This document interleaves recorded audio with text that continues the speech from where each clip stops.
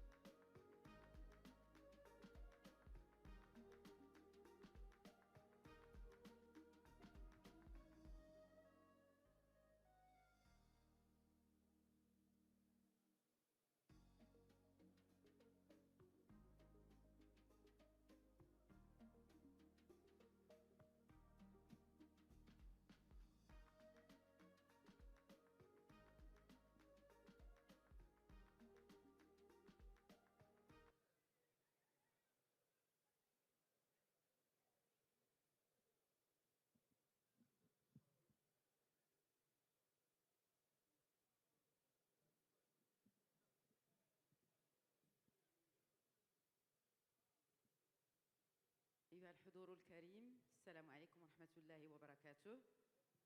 أزول في اللون. Good morning everyone and welcome to each one of you to the Morocco Tomato Conference. Please note that there is simultaneous translation service, so please get your headsets in order to follow the conference that will be proceeded in French language mainly. Mesdames, Messieurs, honorable assistance, chers acteurs de la filière agricole, bienvenue. Bienvenue à toutes et tous à la 6e édition de la Morocco Tomato Conference. Heureuse de vous accueillir et de vous souhaiter la bienvenue au nom de Green Smile et de ses partenaires pour cette édition placée sous le thème de façonner un avenir durable pour le commerce de la tomate marocaine. Je vais peut-être attendre que les gens prennent place en salle pour continuer.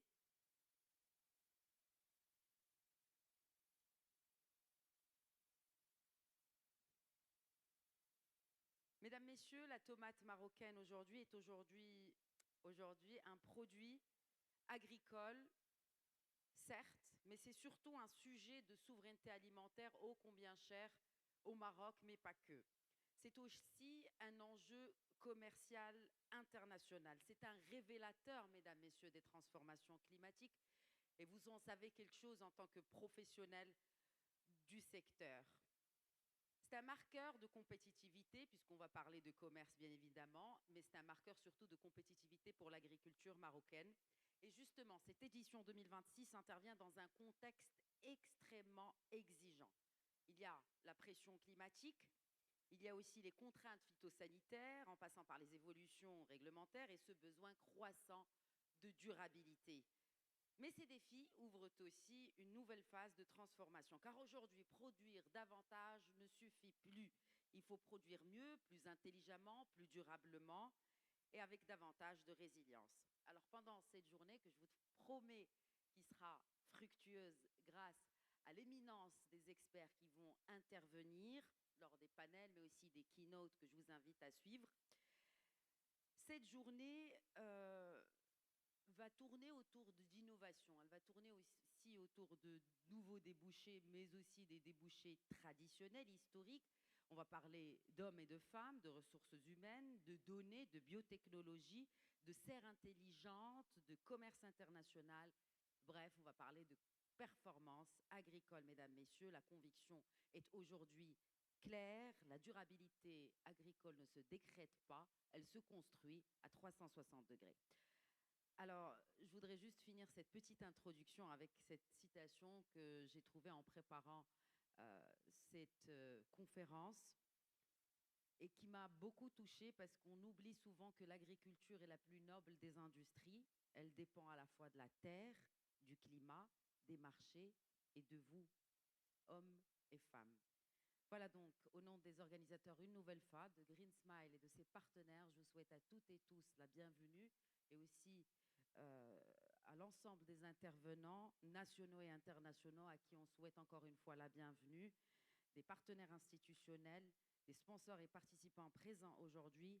Merci et bienvenue. Nous ouvrons les travaux, mesdames, messieurs, avec les discours d'ouverture. Et j'invite pour ce, le premier vice-président de la Chambre d'agriculture de la région Souss-Massa, M. Ahmed Afker. Sous vos applaudissements, mesdames, messieurs.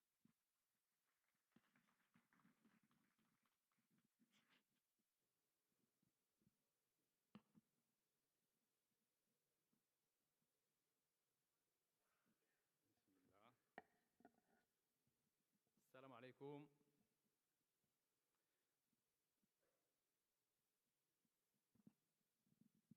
السلام عليكم السيدات والسادة المديرين، إخواني الفلاحين المنتجين، الفاعلون في القطاع الفلاحي، السيدات والسادة ممثلي الإعلام. أولا في البداية أوجه الشكر الجزيل لشركة جرين سمايل بقيادة سهام الزاهدي على تنظيم هذا المؤتمر، مؤتمر المغرب للطماطم 2026 في دورته السادسة. شكرا جزيلا لك سيدتي. كما تعرفون أن جهة سوس مسا تعتبر الحوض الرئيسي لإنتاج الخضر بالمغرب وقطباً استراتيجياً لإنتاج وتصدير الطماطم، وتتوفر الجهة على مؤهلات مهمة من بينها مناخ ملائم، خبرة فلاحية متراكمة، وبنية تحتية حديثة للتلفيف واللوجستيك، وتنظيمات مهنية نشيطة، وتجربة قوية في مجال التصدير. كما تشكل سلسلة الطماطم رافعة أساسية لخلق فرص شغل ودعم الصادرات وتعزيز التنمية الاقتصادية والاجتماعية بالجهة. رغم هذه الدينامية يواجه القطاع عدة تحديات. التحديات الكبرى اللي كالإجهاد المائي والتغيرات المناخية وارتفاع كلفة المدخلات وندرة اليد العاملة، الأمراض والفيروسات النباتية والإكراهات اللوجستيكية والتجارية. وقد أبرزت الاضطرابات المناخية الأخيرة التي تسببت في أضرار بعدد من الضيعات الفلاحية هشاشة بعض البنيات الإنتاجية والحاجة إلى تعزيز آليات المواكبة والصمود. وفي هذا السياق تكتسي التظاهرات المهنية المتخصصة في قطاع الطماطم أهمية كبرى من أجل تبادل الخبرات ومواكبة الابتكار والاطلاع على المستجدات التقنية والبحث عن حلول عملية وعلمية لتحديات القطاع. وتواصل الغرفة الفلاحية لجهة سوس مسا انخراطها إلى جانب الفلاحين وتنظيماتهم المهنية من خلال التأطير والمواكبة الميدانية ودعم التنظيمات المهنية وتنظيم اللقاءات التكوينية والتحسيسية والترافع حول قضايا القطاع ومواكبة الفلاحين خلال الظرفيات الصعبة والاستثنائية. كما تؤكد الغرفة الفلاحية استمرار تعبئتها من أجل فلاحة تنافسية مستدامة وقادرة على مواجهة التحديات بما يضمن الحفاظ على المكانة الاستراتيجية لسلسلة الطماطم وطنياً ودولياً. مع متمنياتنا الكاملة لأشغال هذا المؤتمر بالتوفيق والنجاح ولكافة مهني القطاع بمزيد من التألق والعطاء. شكراً.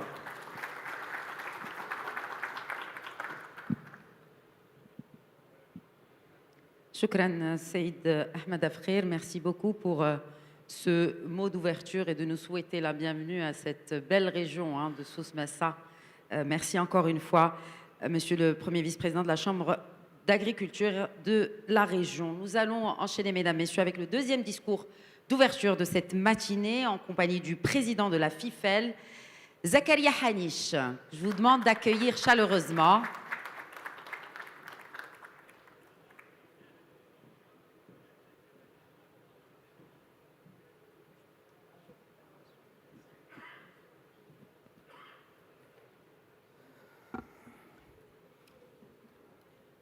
Bonjour tout le monde.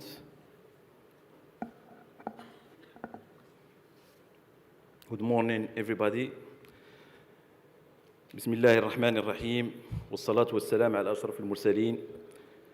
Monsieur le vice-président de la Chambre d'agriculture, messieurs les présidents des associations membres de notre fédération FIFEL, messieurs les représentants de la wilaya d'Agadir, messieurs les représentants du ministère de l'Agriculture, Mesdames et Messieurs les participants à cette 6e édition, c'est avec un grand plaisir qu'en ma qualité de représentant de l'interprofession marocaine des fruits et légumes, FIFEL, que je vous souhaite la bienvenue à cette conférence dédiée à la tomate marocaine, produit emblématique et pilier majeur de nos exportations agricoles. Je tiens à rendre un hommage particulier à nos producteurs, ainsi qu'à l'ensemble des ingénieurs, techniciens, professionnels, qui œuvrent quotidiennement avec engagement et persévérance au sein des exploitations et à chaque maillon de la filière. Grâce à leurs efforts, notre secteur continue de jouer un rôle essentiel dans le développement économique, social et territorial de notre pays. Cette conférence intervient cependant dans un contexte particulièrement difficile pour la filière tomate au Maroc, notamment pour la tomate ronde, qui traverse une période marquée par de nombreux défis techniques et phytosanitaires. Les maladies émergentes, la pression virale croissante et la complexité de la conduite culturelle rendent aujourd'hui la production de plus en plus exigeante. Maintenir des niveaux élevés de rendement à l'hectare devient un véritable défi pour nos producteurs, confrontés à une hausse continue des coûts de production et des contraintes techniques. Dans ce contexte, notre profession est appelée à relever simultanément deux objectifs majeurs. Honorer nos engagements à l'exportation et persévérer la position de la tomate marocaine sur les marchés internationaux, tout en garantissant l'approvisionnement du marché local et en contribuant pleinement à la sécurité alimentaire de notre pays. Cet équilibre demeure un enjeu stratégique qui exige mobilisation, innovation et responsabilité collective.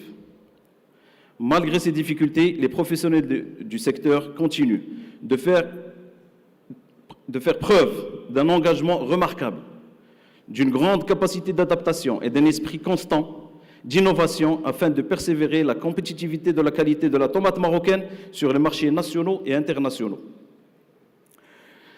Je souhaite la bienvenue à nos invités et participants étrangers, venus nombreux prendre part à cette rencontre devenue, au fil des éditions, une référence incontournable dans l'espace méditerranéen pour les professionnels de la filière tomate. Mes remerciements vont également aux exposants, aux sponsors, ainsi qu'aux partenaires médias, dont l'appui et l'engagement contribuent pleinement à la réussite de ce grand événement. Les thématiques inscrites au programme ainsi que les échanges prévus dans les différents ateliers apporteront sans aucun doute une réelle valeur ajoutée à notre profession, notamment en matière d'innovation variétale, de protection phytosanitaire, de durabilité et de performance technique. Je remercie à cet égard l'ensemble des conférenciers et animateurs pour leurs précieuses contributions. Enfin, j'adresse mes remerciements à Green Smile pour l'organisation de cette importante manifestation consacrée à notre secteur.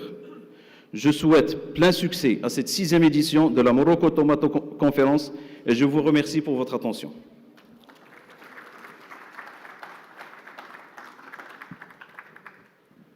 Merci. Merci, Monsieur Haniche. Et effectivement, vous faites bien de le rappeler. Aujourd'hui, nous avons avec nous beaucoup d'experts qui vont partager leurs expériences, leurs expertises avec nous tout au long de la journée, mais nous allons aussi entendre le son de cloche de vous, professionnels, afin qu'on ait vraiment des takeaways, comme on dit en anglais, des boîtes à outils avec lesquelles vous sortirez, Inch'Allah, de cette journée de travaux de la 6e édition de Morocco Tomato Conference. Nous allons toujours rester dans cette séquence de discours d'ouverture et maintenant place à Kazem qui est représenté par Hicham Kanouni que je vous demande d'accueillir avec moi pour quelques mots qu'il partagera avec nous pour vous souhaiter aussi la bienvenue. Hicham Kanouni de Kazem qu'on accueille chaleureusement avec vos applaudissements. Mesdames, Messieurs.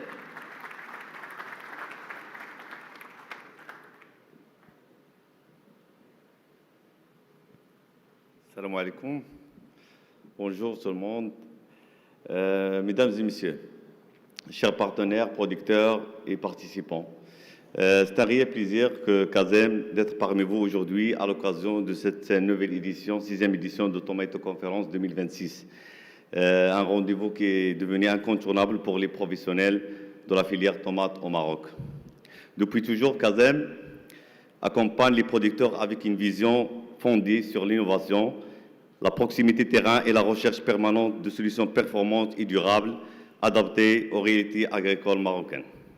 Au fil des dernières années, Kazem a considérablement renforcé son positionnement pour devenir aujourd'hui un opérateur majeur dans le secteur des solutions phytosanitaires et protection des plantes. Grâce à des partenariats stratégiques solides avec des leaders internationaux, cette dynamique se poursuivra prochainement avec l'intégration de nouveaux partenaires internationaux de renommée mondiale afin d'élargir davantage notre portefeuille de solutions innovantes au service des producteurs marocains. Consciente que le défi sanitaire devient de plus en plus complexe, CASEM développe une approche complète de protection des cultures, combinant l'efficacité, la durabilité et l'intégration progressive d'une solution biologique raisonnée qui respecte toutes les exigences réglementaires phytosanitaires en termes de résidus et en termes de minimiser les apports et les applications chimiques. Dans ce cadre, nous sommes particulièrement heureux de vous annoncer aujourd'hui le lancement de 2 fongicides stratégiques avec notre partenaire BASF, destinés notamment à la culture de tomates et d'autres cultures maraîchères. Le premier, c'est Cérifel, qui est un biofongicide de nouvelle génération basé de Bacillus amylocophaciens, dernière génération MB600, reconnu pour son efficacité préventive contre botrytis et oïdium aussi, grâce à cette très forte concentration bactérienne parmi les plus élevées sur le marché. Donc, CRFR représente une solution biologique performante compatible au programme de lutte intégrée et de production durable. Le second, c'est l'algèbre. C'est une solution de référence à base de métafrénone spécialement développée pour la lutte contre l'oïdium sur tomates et plusieurs cultures maraîchères et d'autres. Grâce à son mode d'action spécifique et sa forte efficacité préventive et sa persistance. Au-delà de ces nouveautés, CASEM continue de mettre à disposition du producteur une offre globale couvrant les semences hybrides, les porte-greffes, les substrats, la nutrition végétale, les biostimulants, les filets agricoles et les solutions phytosanitaires, avec un objectif constant d'améliorer la résilience et la vigueur et la performance des cultures. En collaboration avec notre partenaire stratégique Genotoxides, CASEM poursuit également le développement des variétés de tomates et de porte-greffes à haut potentiel, combinant la productivité, la qualité, la tolérance au stress et excellente adaptation aux conditions locales marocaines.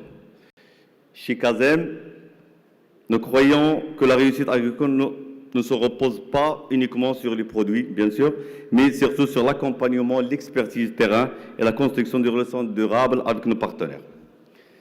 Notre ambition est claire, être un partenaire de confiance engagé aux côtés des producteurs et des agriculteurs marocains pour construire ensemble une agriculture plus performante, plus durable et tournée vers l'avenir. Nous serons très heureux de vous accueillir sur notre stand afin d'échanger autour de vos projets et des solutions que nous pouvons développer ensemble. Merci pour votre confiance et excellente conférence à toutes et à tous. Merci.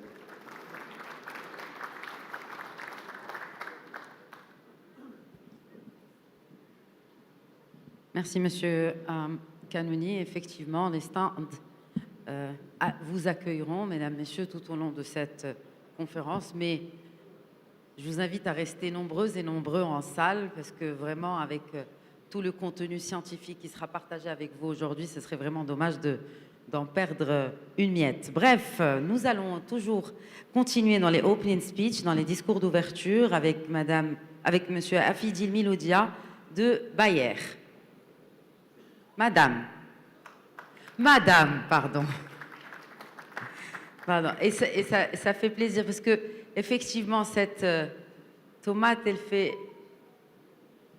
aussi honneur aux femmes. Je vous en prie, madame. Merci, c'est gentil.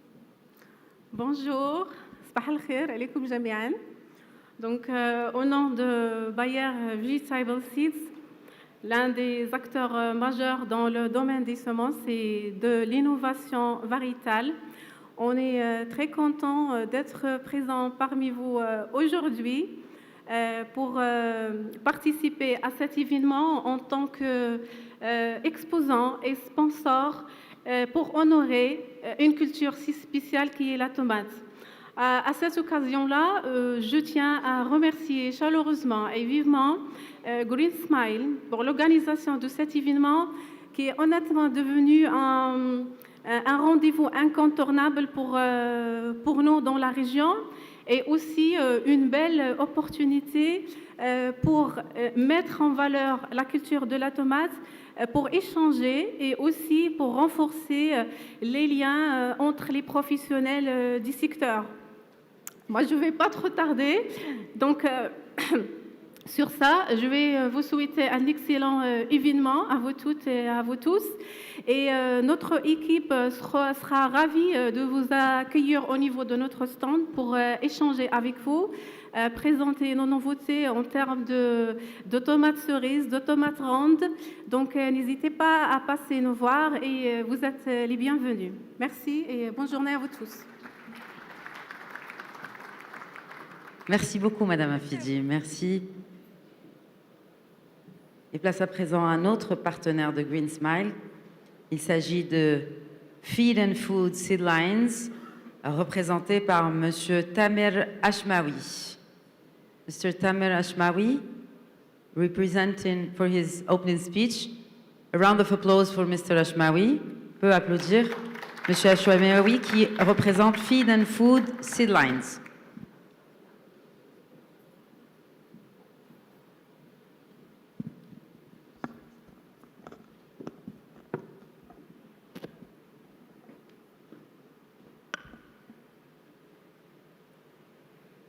Assalamu alaikum. Good morning, everybody. Thank you very much for the opportunity. Madame Siham, Green Smiles, exceptional, I would say outstanding preparation and organization and support. Actually, this is the third time we participate in this very important event, and I'm quite impressed.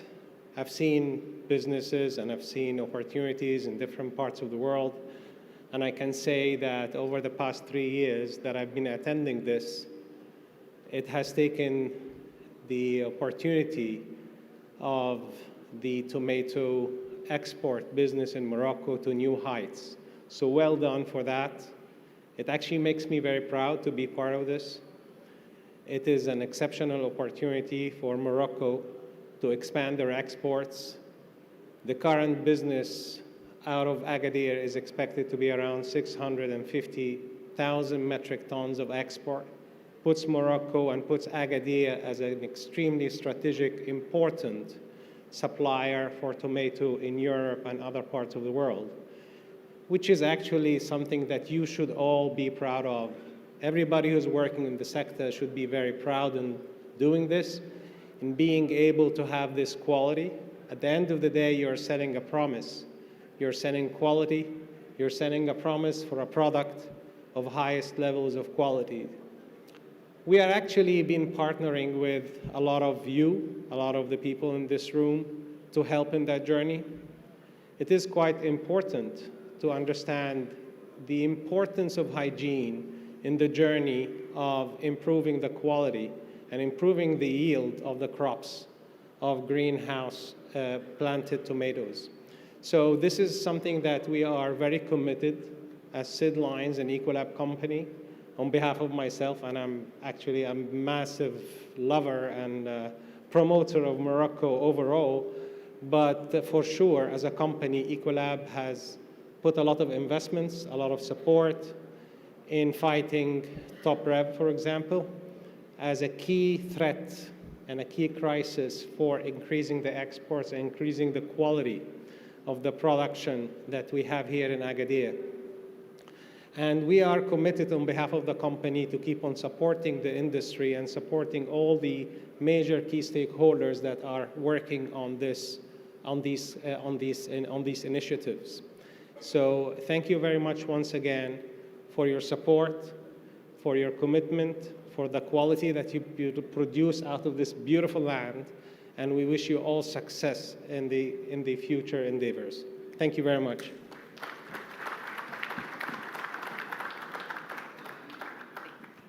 Thank you, Mr. Ashmawi. Thank you for your kind words, for the recognition, also for the great work of the organizers, obviously, Green Smile, but also for all the producers. Et M. Ashmawi parlait de fierté. Je n'imagine même pas la fierté d'être producteur de tomates après les mots qu'on vient de suivre. Je ressens en tout cas, en tant que Marocaine, la fierté quand on entend une reconnaissance internationale, mais aussi nationale, du travail formidable que font les femmes et les hommes de ce secteur. Et ils sont aussi représentés avec nous, avec cette speech aussi d'ouverture de Madame Ferdaous El-Barnoussi de Smithcom, que j'invite à me rejoindre sur scène et que je vous invite à accueillir aussi chaleureusement. Madame Bernossi.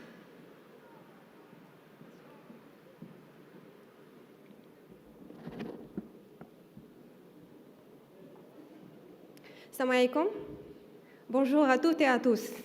Mesdames et messieurs, chers partenaires, chers acteurs du monde agricole, honorables invités, c'est avec une profonde considération et un réel plaisir que nous vous accueillons aujourd'hui à la Morocco Tomato Conference 2026, un rendez-vous devenu essentiel pour réfléchir ensemble à l'avenir de notre agriculture.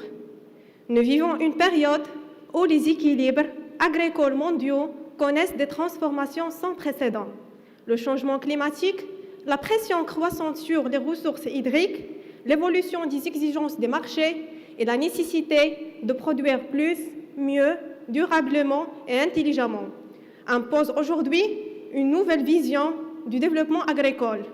Face à ces enjeux, il ne s'agit plus uniquement de construire des infrastructures agricoles ou bien bâtir des structures métalliques, mais il s'agit surtout de protéger la production, d'optimiser les ressources et de sécuriser les investissements. C'est dans cette vision que s'inscrit Smithcom.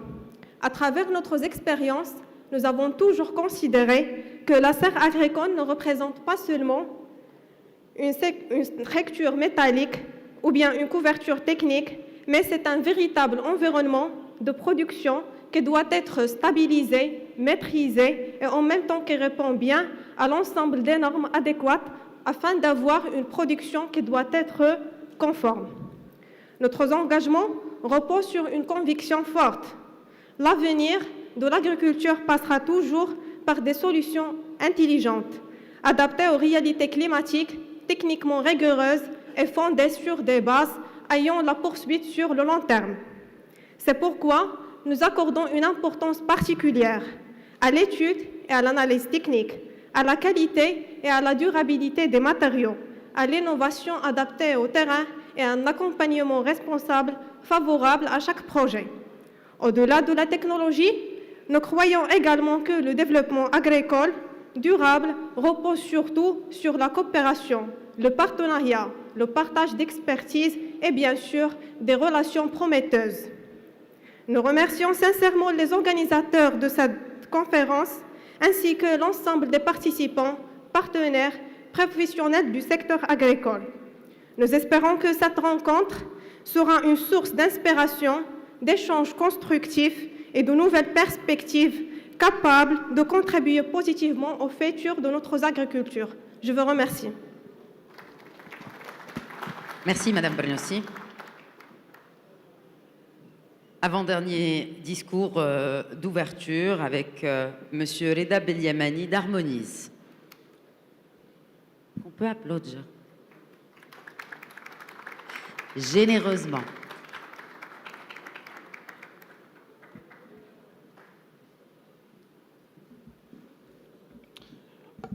Bonjour à tous. Avant de commencer, je tiens à remercier chaleureusement les organisateurs de cet événement, Green Smile, pour cette belle initiative et pour l'opportunité de nous réunir aujourd'hui autour de la tomate et de l'innovation variétale. Je souhaite également remercier nos partenaires distributeurs, KSM et Genotexis, pour leur confiance, leur collaboration et leur accompagnement sur le terrain. Je m'appelle Reda Beliamani et je représente Harmonise Seeds ici au Maroc, directement sur le terrain, au plus proche des producteurs, des essais, des marchés et des réalités de production. Harmonise est une entreprise jeune, mais avec une forte expérience derrière elle. Elle est née de la fusion entre Tomatec et Nerit, deux sociétés reconnues dans la sélection variétale, notamment dans la tomate et le poivron. Grâce à cet héritage, nous avons une base génétique solide, une grande expertise technique et surtout une vision claire. Développer des tomates avec du goût, de la résistance et une vraie valeur commerciale.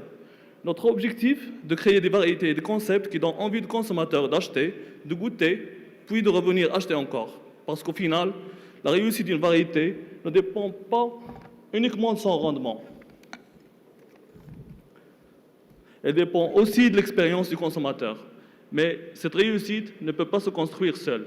C'est pourquoi nous travaillons avec des partenaires sur le long terme. Nous ne sommes pas ici pour une réussite rapide et temporaire. Nous sommes ici pour construire une relation durable. Et dans cette chaîne, le producteur reste l'élément le plus important. Sans de bons producteurs, même les meilleures variétés ne peuvent pas exprimer tout leur potentiel.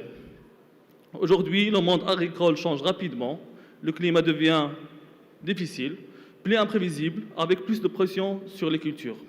C'est pour cela que l'un de nos grands axes de travail est le développement de variétés avec de meilleures résistances et de meilleures tolérances. Notre ambition est d'aider les producteurs à sécuriser leur production tout en maintenant la qualité, le goût et la valeur commerciale. Pour conclure, Harmonies n'est peut-être pas la plus grande entreprise du marché et nous n'avons peut-être pas les plus grandes équipes. Mais ce que nous apportons, c'est une vraie proximité, une vraie écoute et un vrai focus sur nos partenaires. Nous avons des équipes et des experts au Maroc, en Europe, au Royaume-Uni, au Canada et aux États-Unis. Chaque jour, nous échangeons avec des producteurs, des retailers et des consommateurs pour mieux comprendre les tendances et les besoins du marché. Notre objectif est de partager cette connaissance avec vous, de tester ensemble, d'apprendre ensemble et de conclure ensemble les variétés de demain. Parce qu'au final, si nous travaillons ensemble avec la bonne variété, le bon producteur, le bon marché et le bon consommateur, nous pouvons tout réussir. Et merci beaucoup.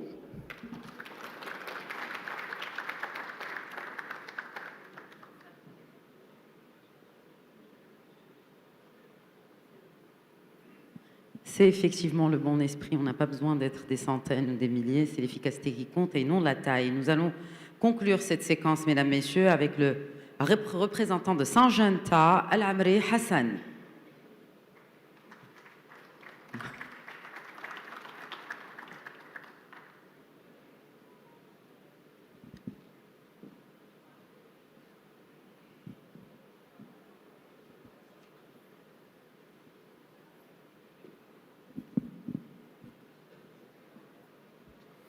Salam alaikum, Allah yas'ad sabah, guten Morgen.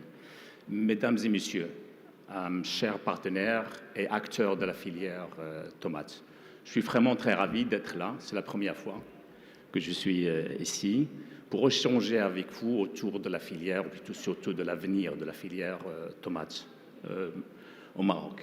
Je crois que ce qu'on a remarqué, c'est l'un des plus beaux exemples du dynamisme et du potentiel de l'agriculture marocaine. Donc, je suis Hassan Amri, le Country Heat Maroc. Chez Syngenta, notre mission est d'accompagner les agriculteurs pour produire de manière plus durable, plus résiliente et plus performante. Donc, on est présent, j'espère que la plupart de vous connaissent Syngenta. Donc, présent dans plus de 100 pays, nous mettons l'innovation, la science et la proximité terrain au service des producteurs de la filière agricole. Donc, c'est précisément dans cette dynamique que s'inscrit Syngenta Biologicals. On a un stand que vous pouvez venir pour qu'on discute.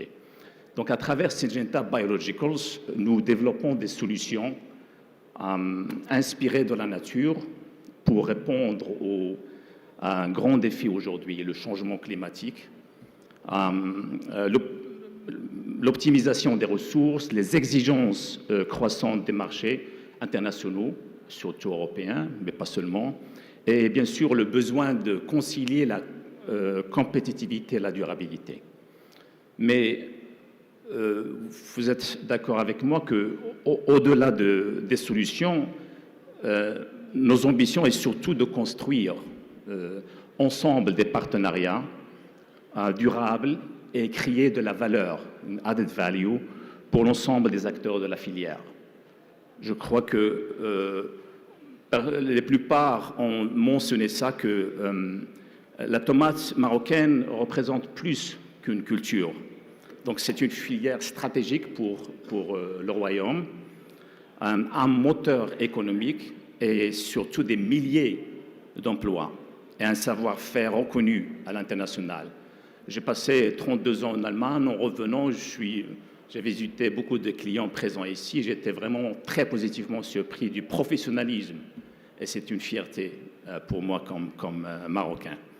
Donc chez Syngenta, nous sommes convaincus que l'innovation doit être concrète, accessible et utile au terrain. Donc une innovation qui aide les producteurs à gagner en résilience, en compétitivité et préparer l'agriculture de demain. Donc les défis sont nombreux, mais les opportunités le sont aussi. C'est pour ça qu'on est là. Nous croyons qu'ensemble, c'est-à-dire producteurs, exportateurs, partenaires techniques et industrie, nous pouvons continuer à renforcer le leadership du Maroc sur les marchés internationaux. Parce que les plus belles réussites agricoles sont toujours des réussites collectives. Je vous remercie. Shukran. Merci.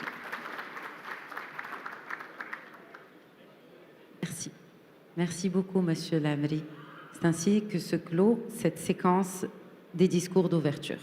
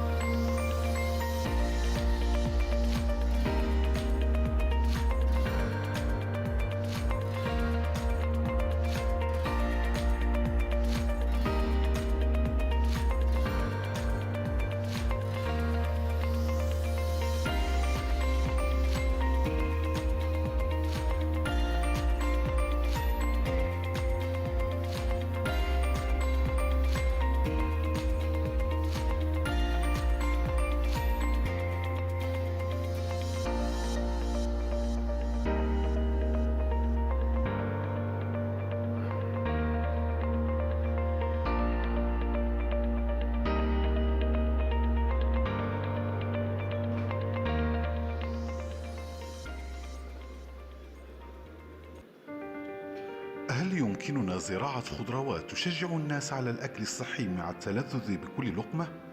هل نستطيع تمكين الشركات والمجتمعات المحلية وبناء شراكات قوية تلهم وتغذي العالم؟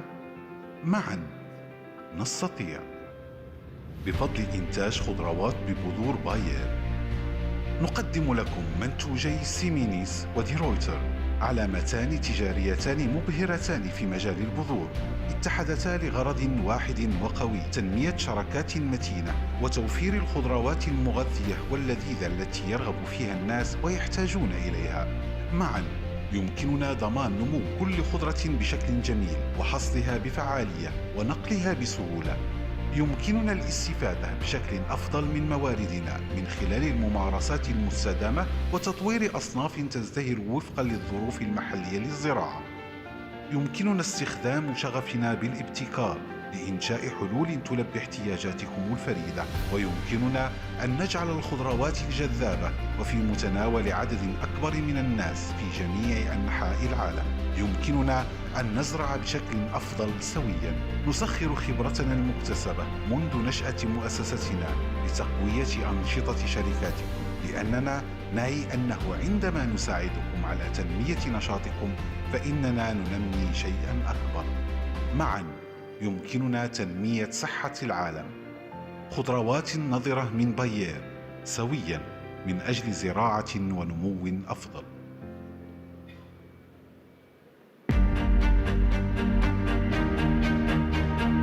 Driven by our mission to generate a greater demand for healthier, more flavorful food for all, we've dedicated years crafting resilient vegetables with consistent flavor and unparalleled quality year-round. Yet this endeavor is not ours alone. True success lies in partnerships with exceptional growers, working together to unlock every seed's full potential. Relying on a culture of agility, creativity, and unwavering excellence, we meticulously select the highest quality, most flavorful varieties grown by visionary, talented grower partners worldwide. This new way of collaborative working allows us to perfect together, ensuring that every product is delivered at its finest. It is a right, not a privilege, to fall in love with the products you bring into your life. We honor that right in everything we create. Together, we make food taste better.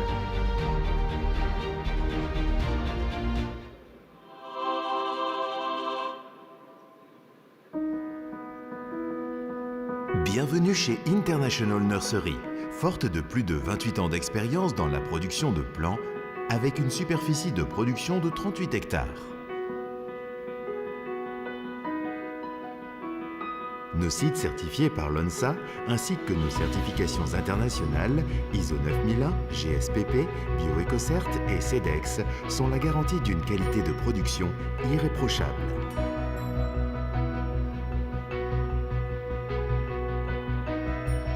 Nos capacités de production comprennent 15 millions de plants de fruits rouges, 25 millions de plants de tomates greffées, 30 millions de plants de cucurbitacées. Grâce à une équipe technique qualifiée et un système de production rigoureux, nous offrons des plants de haute qualité.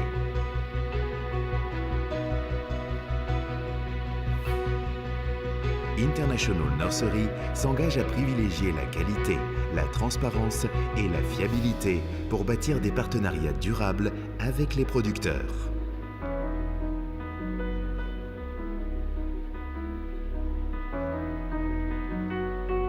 International Nursery, innovant par nature.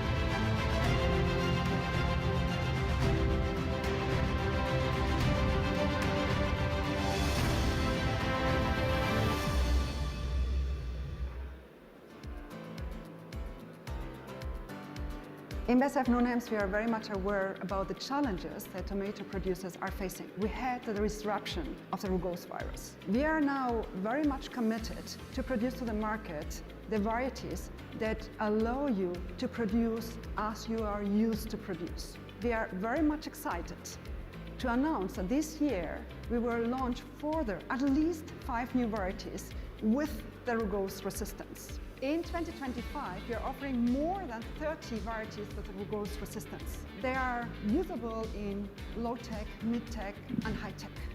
On top of that, we have now also, or we will offer also, a rootstock variety which is resistant to rugose. We ensure that the producer can produce with the quantities and qualities they need. Thank you for your trust.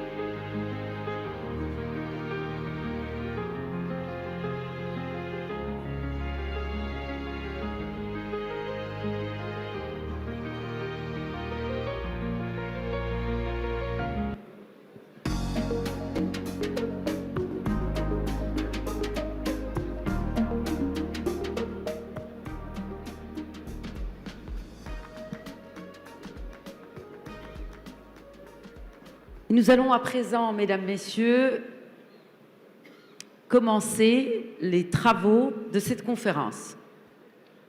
Nous avons 3 moments forts, 3 sessions jalonnées de keynotes et aussi de panels. Nous allons aussi ouvrir le champ à l'interaction. Vous allez noter que les échanges resteront interactifs tout au long de la journée grâce à une application. Donc, je vous propose de scanner le QR code qui sera projeté derrière moi. Il vous donnera accès à une plateforme, Slido, où vous pouvez, je vous laisse un petit moment pour scanner le QR code.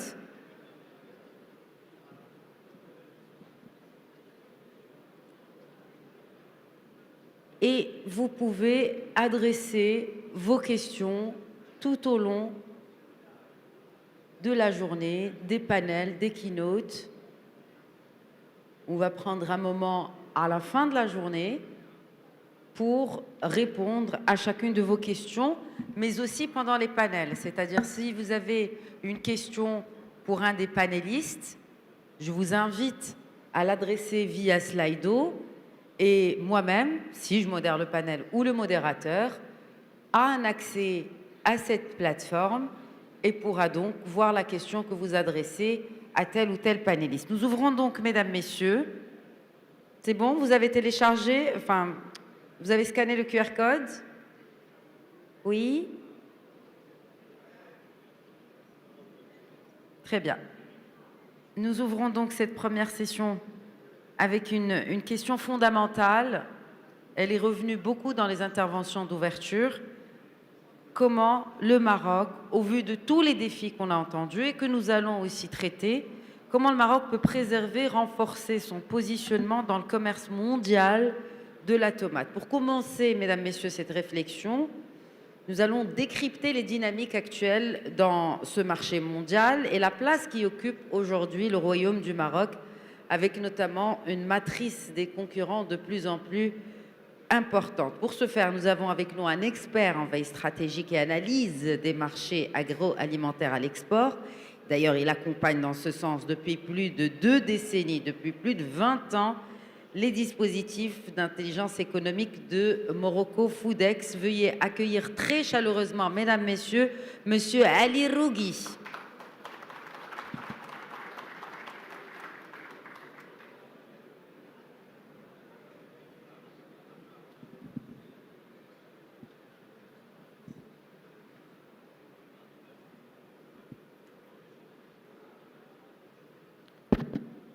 Salam alaikum. Good morning everybody.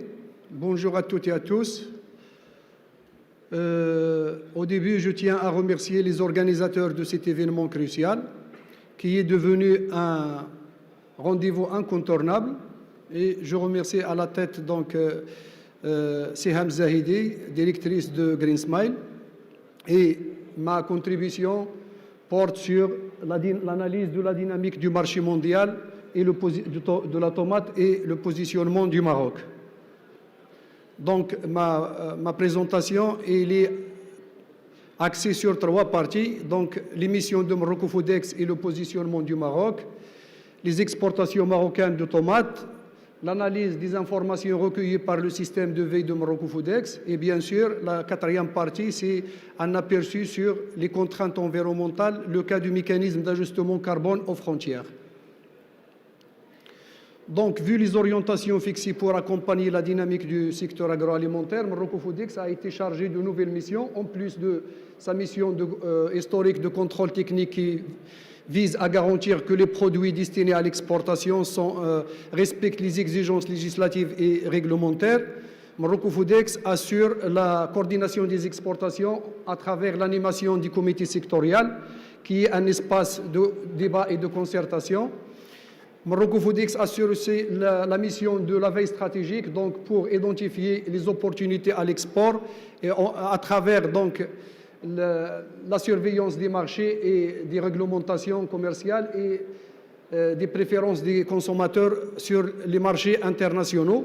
De même, Morocco Foodex assure la mission de promotion et de développement des exportations et il joue le rôle d'interface entre les exportateurs et les institutions nationales et internationales privées et publiques dans le domaine des exportations des produits alimentaires, agricoles et maritimes. Le marché mondial, donc les importations mondiales, se chiffrent en 2025 à 11,6 milliards de dollars. Et le marché mondial de la tomate, il est segmenté en zones géographiques. Il y a le marché de l'Union européenne, c'est un marché qui représente 54% en valeur, soit 6,2 milliards de dollars. Et le marché de l'Union européenne donc, est fourni par les Pays-Bas avec une part de 28%, et le Maroc se positionne comme deuxième fournisseur de ce marché avec une part de 23%.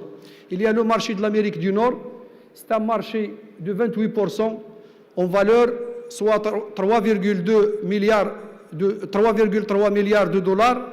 Et le principal fournisseur de ce marché, c'est le Mexique, avec une part de 81%. Puis le marché du Royaume-Uni, c'est un marché de 800 millions de dollars. Et le Maroc se positionne comme deuxième fournisseur de ce marché, avec une part de 25%, derrière les Pays-Bas qui détient une part de 44%. Puis il y a deux autres petits marchés, le marché des pays du Golfe, c'est un marché de 64 millions de dollars et le Maroc se positionne comme troisième fournisseur de ce marché, derrière la Jordanie et l'Égypte. Et il y a le dernier marché, c'est le marché de l'Afrique de l'Ouest, c'est un marché où le Maroc détient une part de marché de 13%, il est derrière le Burkina Faso. Sur la scène internationale, le Maroc se positionne comme troisième fournisseur mondial de la tomate avec une part en 2025 de 11,2% et un taux de croissance annuel moyen pour la période 2021-2025 à deux chiffres de 11%. Concernant les exportations marocaines de tomates, durant la campagne 2025-2026, avec les chiffres arrêtés au 30 avril, le Maroc a exporté 549 000 tonnes contre 620 000 tonnes durant la campagne 2024-2025, soit une baisse à deux chiffres de 11%. Et si on compare à la campagne 2023-2024, il y a une baisse de 4% par marché. Donc le marché de l'Union européenne et le Royaume-Uni détient 93% de part de volume exporté. En 2025-2026, il a absorbé 510 000 tonnes contre 576 000 tonnes durant la campagne 2024-2026, soit une baisse de 12%. Suivi du pays de l'Afrique subsaharienne, c'est un marché qui détient 5% du volume global des exportations de tomates marocaines. En 2025-2026, il a absorbé 29 000 tonnes contre 30 000 tonnes durant la campagne 2024-2025, soit une baisse de 5%. Et bien sûr, il y a les pays de Golfe. Concernant la tomate de segmentation, le marché de l'Union européenne, y compris le Royaume-Uni, a absorbé 309 000 tonnes durant la campagne 2025-2026, contre 338 durant la campagne 2024-2025, soit une baisse de 9%, suivi de l'Afrique subsaharienne qui a absorbé durant la campagne 2025-2026 3 000 tonnes contre 2 000 tonnes, soit une augmentation de 5%. Concernant la tomate ronde, donc le marché de l'Union européenne, y compris le Royaume-Uni, a absorbé durant la campagne 2025-2026 200 000 tonnes, contre un volume de 238 000 tonnes durant la campagne 2024-2025, soit une baisse à deux chiffres de 16%. Puis l'Afrique subsaharienne, c'est un marché qui a absorbé 26 000 tonnes durant la campagne 2025-2026, contre 28 000 tonnes durant la campagne 2024-2025, soit une baisse de 6%.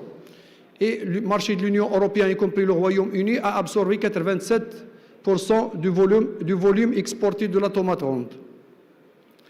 Le potentiel d'exportation du Maroc, de la tomate. Donc pour les tomates marocaines, les marchés français, britanniques et allemands ont le potentiel d'exportation le plus élevé. Cependant, c'est le marché espagnol qui a enregistré la demande la plus élevée avec la possibilité d'exportation additionnelle de 133 millions de dollars, suivi de la Roumanie avec 33 millions de dollars, puis l'Italie 29 millions de dollars, la Pologne avec 18 millions de dollars, la Suède avec 14 millions de dollars et la Suisse avec 13 millions de dollars. La valeur globale des exportations additionnelles en termes de potentiel est d'environ 507 millions de dollars. Donc, concernant l'analyse du marché mondial, donc, en 2025, la taille du marché mondial est estimée à 217 milliards de dollars et devrait atteindre à l'horizon 2029 261 milliards de dollars. Les facteurs de croissance, c'est l'utilisation accrue de la tomate dans divers secteurs et bien sûr les initiatives des gouvernements pour améliorer la production. En 2025, la production mondiale est de 197 millions de tonnes et devrait atteindre à l'horizon 2028 205 millions de tonnes, soit un taux de croissance annuel moyen de 1%. Les tendances mondiales. Donc, l'analyse des différents extraits du système de veille de Morocco Foodex montre plusieurs tendances. Il y a la Chine qui domine la production et la consommation mondiale, représentant 37% du marché, avec environ 69 millions de tonnes de production. Il y a une demande de petites variétés, notamment la tomate segmentation, et cette évolution des préférences et offre des opportunités pour les producteurs qui peuvent s'adapter à la tendance, à cette nouvelle tendance. Il y a bien sûr l'adoption technologique, donc on observe une accélération de l'adoption des technologies. Il y a la montée en gamme, donc une tendance claire vers les petites variétés, notamment la tomate cerise, la tomate rose, et les produits à forte valeur ajoutée pour se différencier sur les marchés premium. Il y a la production durable. Donc, le marché de la tomate se transforme donc vers une production biologique et durable suite aux exigences des consommateurs. Et il y a l'innovation agricole qui contribue donc à l'optimisation des rendements et à la qualité et bien sûr à la durabilité. Cependant, le marché mondial de la tomate fait face à plusieurs défis. Il y a des défis climatiques qui se manifestent par des sécheresses, des vagues de chaleur, des précipitations excessives, ce qui impacte le cycle de production en termes de rendement et de qualité. Il y a la pression phytosanitaire, il y a le Green Deal européen qui impose des normes strictes en termes d'émissions et en termes d'utilisation des pesticides et des pratiques agricoles durables. Il y a la sensibilité des consommateurs, bien sûr, qui demandent des produits cultivés de manière responsable et respectueuse de l'environnement. Il y a une augmentation du coût des intrants, d'énergie et de main-d'œuvre. Et au niveau du marché et du commerce, il y a des exigences de durabilité qui complexifient l'accès au marché. Il y a la logistique, le problème logistique, donc les pénuries de conteneurs réfrigérés, ce qui donc laisse les exportateurs liés au transport du camion, et ça augmente les coûts de transport. Il y a les barrières non tarifaires, notamment les normes phytosanitaires, les exigences d'étiquetage qui compliquent les exportations, et bien sûr le marché de la tomate connaît une forte instabilité des prix. Donc l'analyse des données issues du système de veille de Morocco Foodex nous a permis de dresser cette matrice analytique qui englobe l'ensemble des concurrents avec leurs avantages concurrentiels, leurs défis et leur positionnement. Donc l'Espagne profite des infrastructures modernes et une recherche accrue sur les variétés résistantes au taux BRF veille, mais il fait face à une concurrence des pays tiers et une baisse de production avec une augmentation des coûts de production. Il se positionne sur le marché mondial à travers une stratégie de montée en gamme en se concentrant sur la tomate premium et à forte valeur ajoutée. Il y a la Turquie qui profite des coûts de production mais elle fait face à la pression elle fait face aux contraintes de normes phytosanitaires et en même temps de dépendance de l'unique marché de l'Union européenne. Mais la Turquie adopte une stratégie de compétitivité par l'éco grâce à l'utilisation de la géothermie pour chauffer les serres. Il y a le Mexique qui est leader mondial de tomates, mais il fait face aux menaces des droits de douane et il se positionne à travers une stratégie d'exportation de masse en se basant sur la proximité du marché américain. Il y a les Pays-Bas, il profite de sa production avec des variétés à haute valeur ajoutée pour se différencier et se positionner sur les marchés de niche, mais il fait face à l'augmentation des coûts élevés de production. Il y a l'Italie qui profite de l'expertise de la culture de la tomate et des recherches actives sur les les variétés qui résistent aux maladies. Il fait face aux menaces croissantes des maladies et il se positionne sur le marché mondial en termes de stratégie de qualité et de valorisation. Il y a bien sûr le Maroc qui profite des coûts de production compétitifs et un climat favorable à la culture de la tomate, mais il fait face aux menaces de stress hydrique et il se positionne à travers une stratégie montée en gamme. La dynamique du marché mondial est marquée par une reconfiguration de l'approvisionnement à travers donc les importations des pays tiers à cause de la saisonnalité de la production et une demande de consommation élevée tout au long de l'année et bien sûr une production en baisse. Et la compétition se joue sur 3 leviers. Il y a le coût de revient, la proximité et la logistique et la conformité sanitaire. La production au niveau de l'Union européenne, donc en 2025, la superficie récoltée est de 8,5 millions d'hectares et devrait atteindre à l'horizon 2028 7,7 millions d'hectares, soit une baisse de 3%, un taux de croissance annuel moyen de moins 3%. Et la production en 2025 est de à peu près 17 millions de tonnes et devrait atteindre à l'horizon 2028 16,5 millions de tonnes, soit un taux de croissance annuel moyen de moins 1%. Concernant le marché britannique, en 2025 a produit 59 000 tonnes de tomates et devrait produire à l'horizon 2028 53 000 tonnes, soit un taux de croissance annuel moyen de moins 3,5%.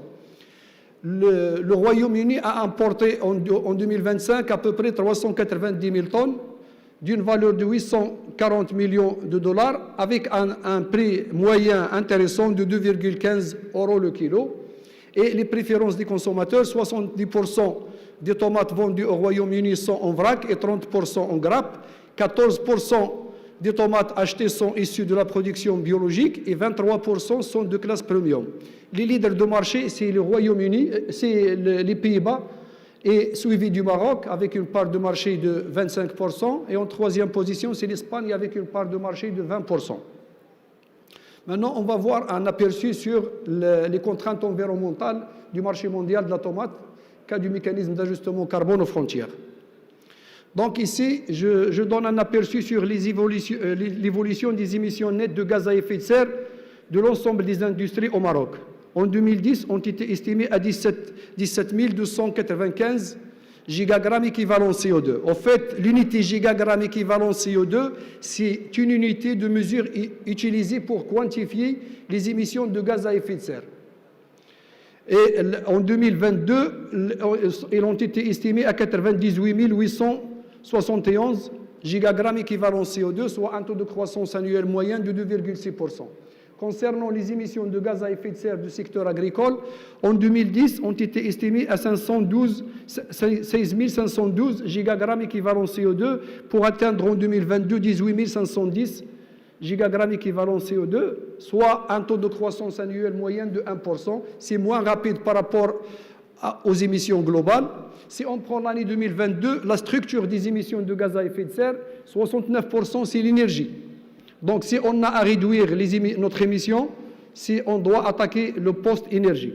L'agriculture, c'est 19%, le processus industriel, c'est 6%, et les déchets, c'est 7%. Donc, les postes qui contribuent aux émissions de gaz à effet de serre pour le secteur agricole, il y a la fermentation entérique, il y a la gestion des déjections animales, la riziculture, les sols agricoles, et l'application du riz. Bien sûr, le secteur agricole consomme de l'énergie. En consommant de l'énergie, il émet des gaz à effet de serre. Ils ont été estimés en 2010 à 2228 gigagrammes équivalent CO2 et en 2022, 3051 gigagrammes équivalent CO2, soit un taux de croissance annuel moyen de 2,6%.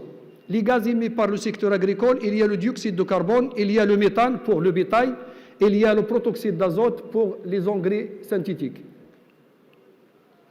Alors, le mécanisme d'ajustement carbone aux frontières, c'est une politique climatique mise en place par l'Union européenne. Il est institué par le règlement 956 sur 2023 et il impose aux importateurs de déclarer leurs émissions de gaz à effet de serre et bien sûr d'acheter des certificats du mécanisme d'ajustement carbone.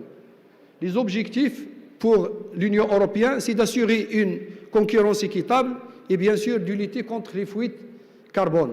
En alignant le coût carbone des importations au coût carbone payé par les producteurs européens.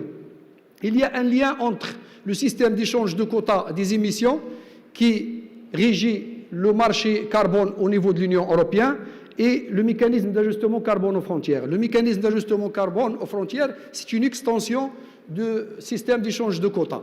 Donc si le système d'échange de quotas des émissions taxe les producteurs européens, le mécanisme d'ajustement carbone taxe les importateurs des produits ciblés.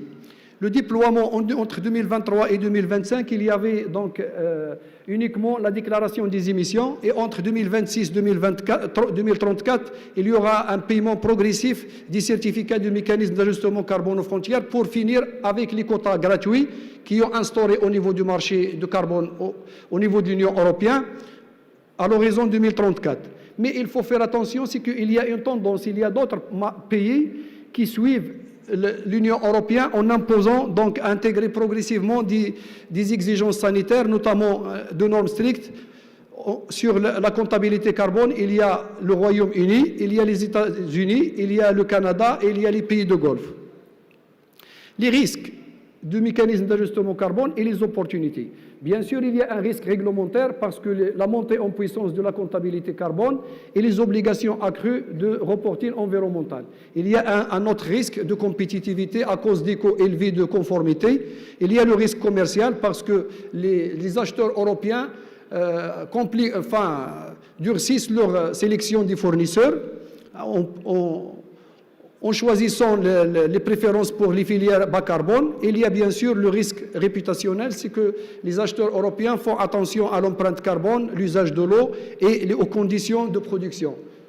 Cependant, le mécanisme d'ajustement carbone, il peut être une opportunité pour le Maroc en valorisant l'avantage de proximité à l'Union européenne, donc des délais de livraison courts, et on peut réduire donc les émissions de transport par rapport aux concurrents lointains.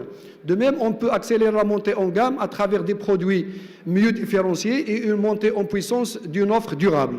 On peut renforcer la préférence des acheteurs européens en devenant des fournisseurs fiables en tant que des partenaires capables de fournir des informations et des preuves de durabilité. En même temps, on peut se positionner sur les futurs standards en anticipant les futures exigences, en sécurisant notre part de marché et en construisant l'avantage concurrentiel durable. Alors, dans cette situation, quel est le rôle des institutions?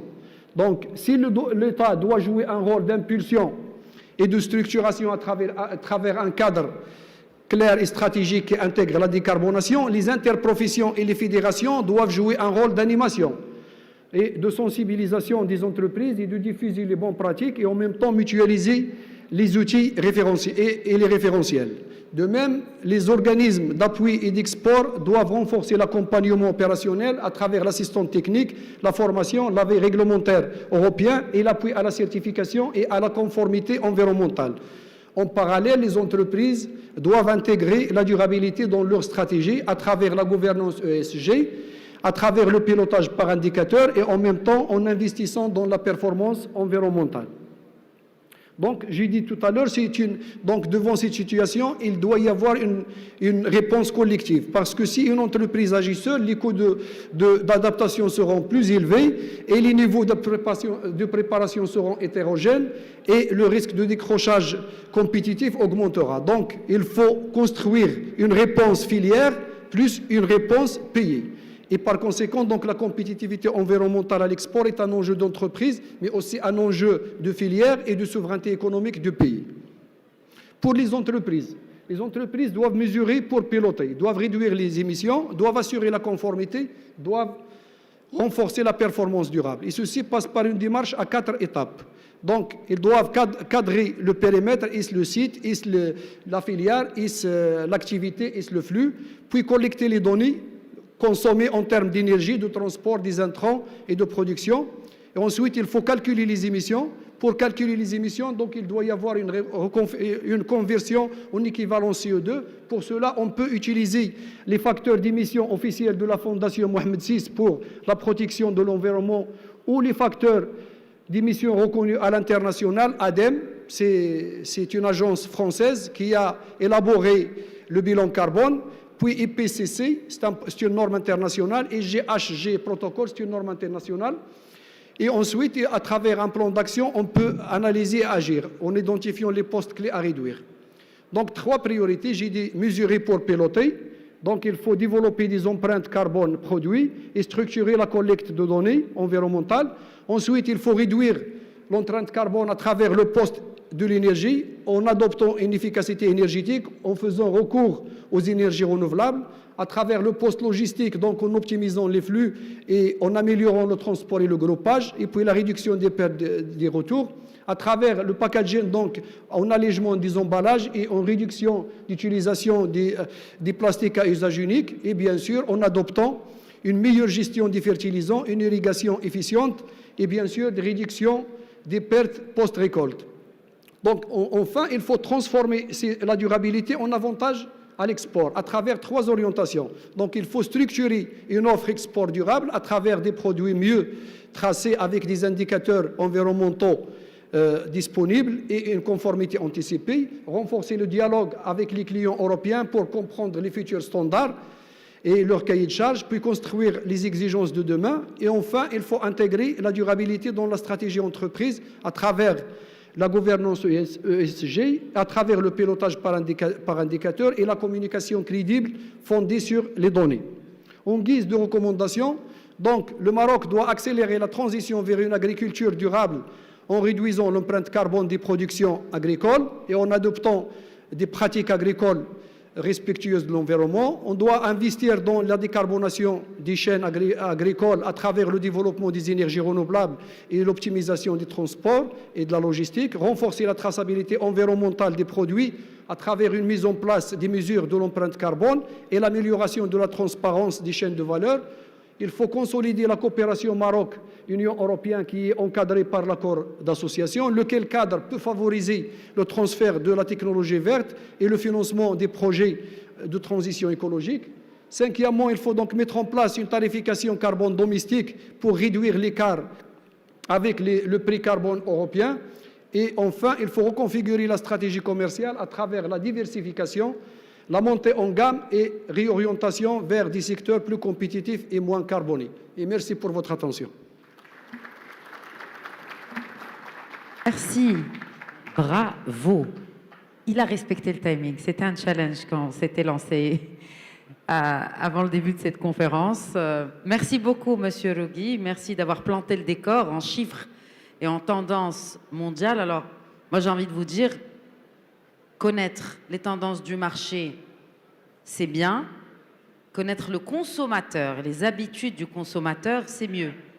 Et dans ce sens, nous allons suivre le 2e keynote de la journée qui va nous rapprocher du consommateur européen, de son rapport au prix, de son rapport à la qualité, de son rapport à cette traçabilité dont vous parliez à l'instant, Serogui. Et pour ce, nous avons avec nous, mesdames, messieurs, aujourd'hui un spécialiste de la data et de la digitalisation dans le secteur fruits et légumes aux Pays-Bas.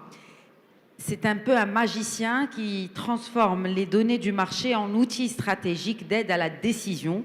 Il a en gros les clés du mindset du consommateur et de la consommatrice européen. J'invite sous vos applaudissements Monsieur Wilco Vandenberg.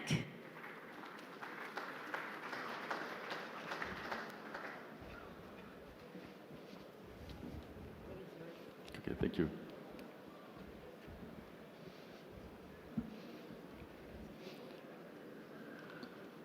Good morning, everybody.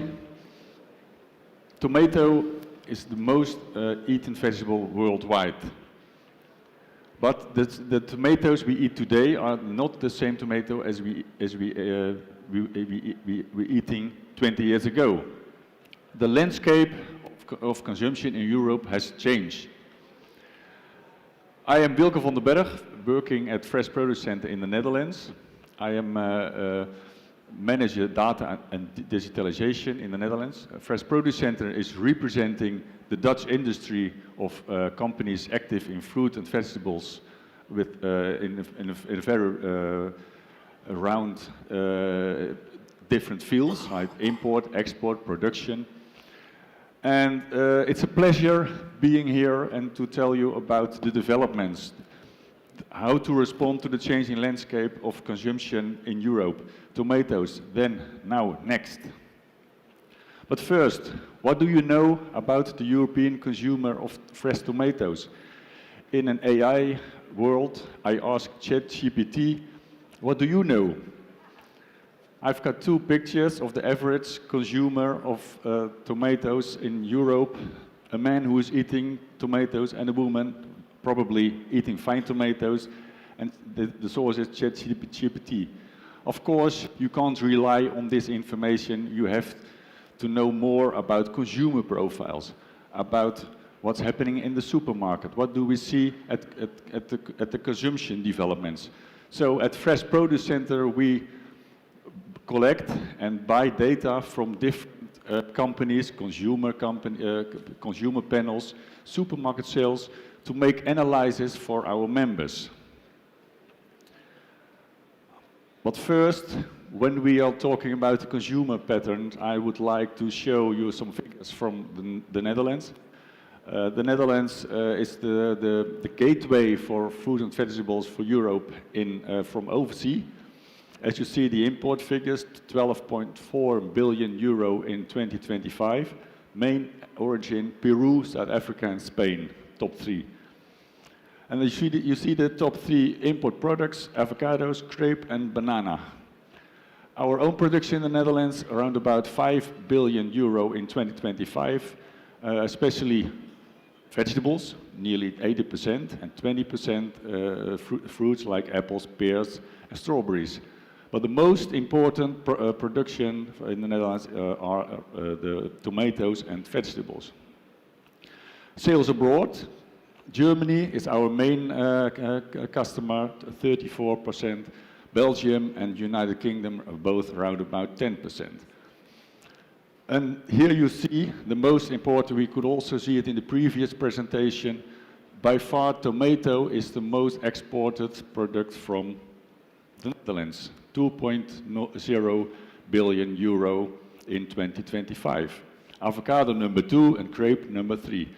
And in 2025 you can see rising imports and rising exports.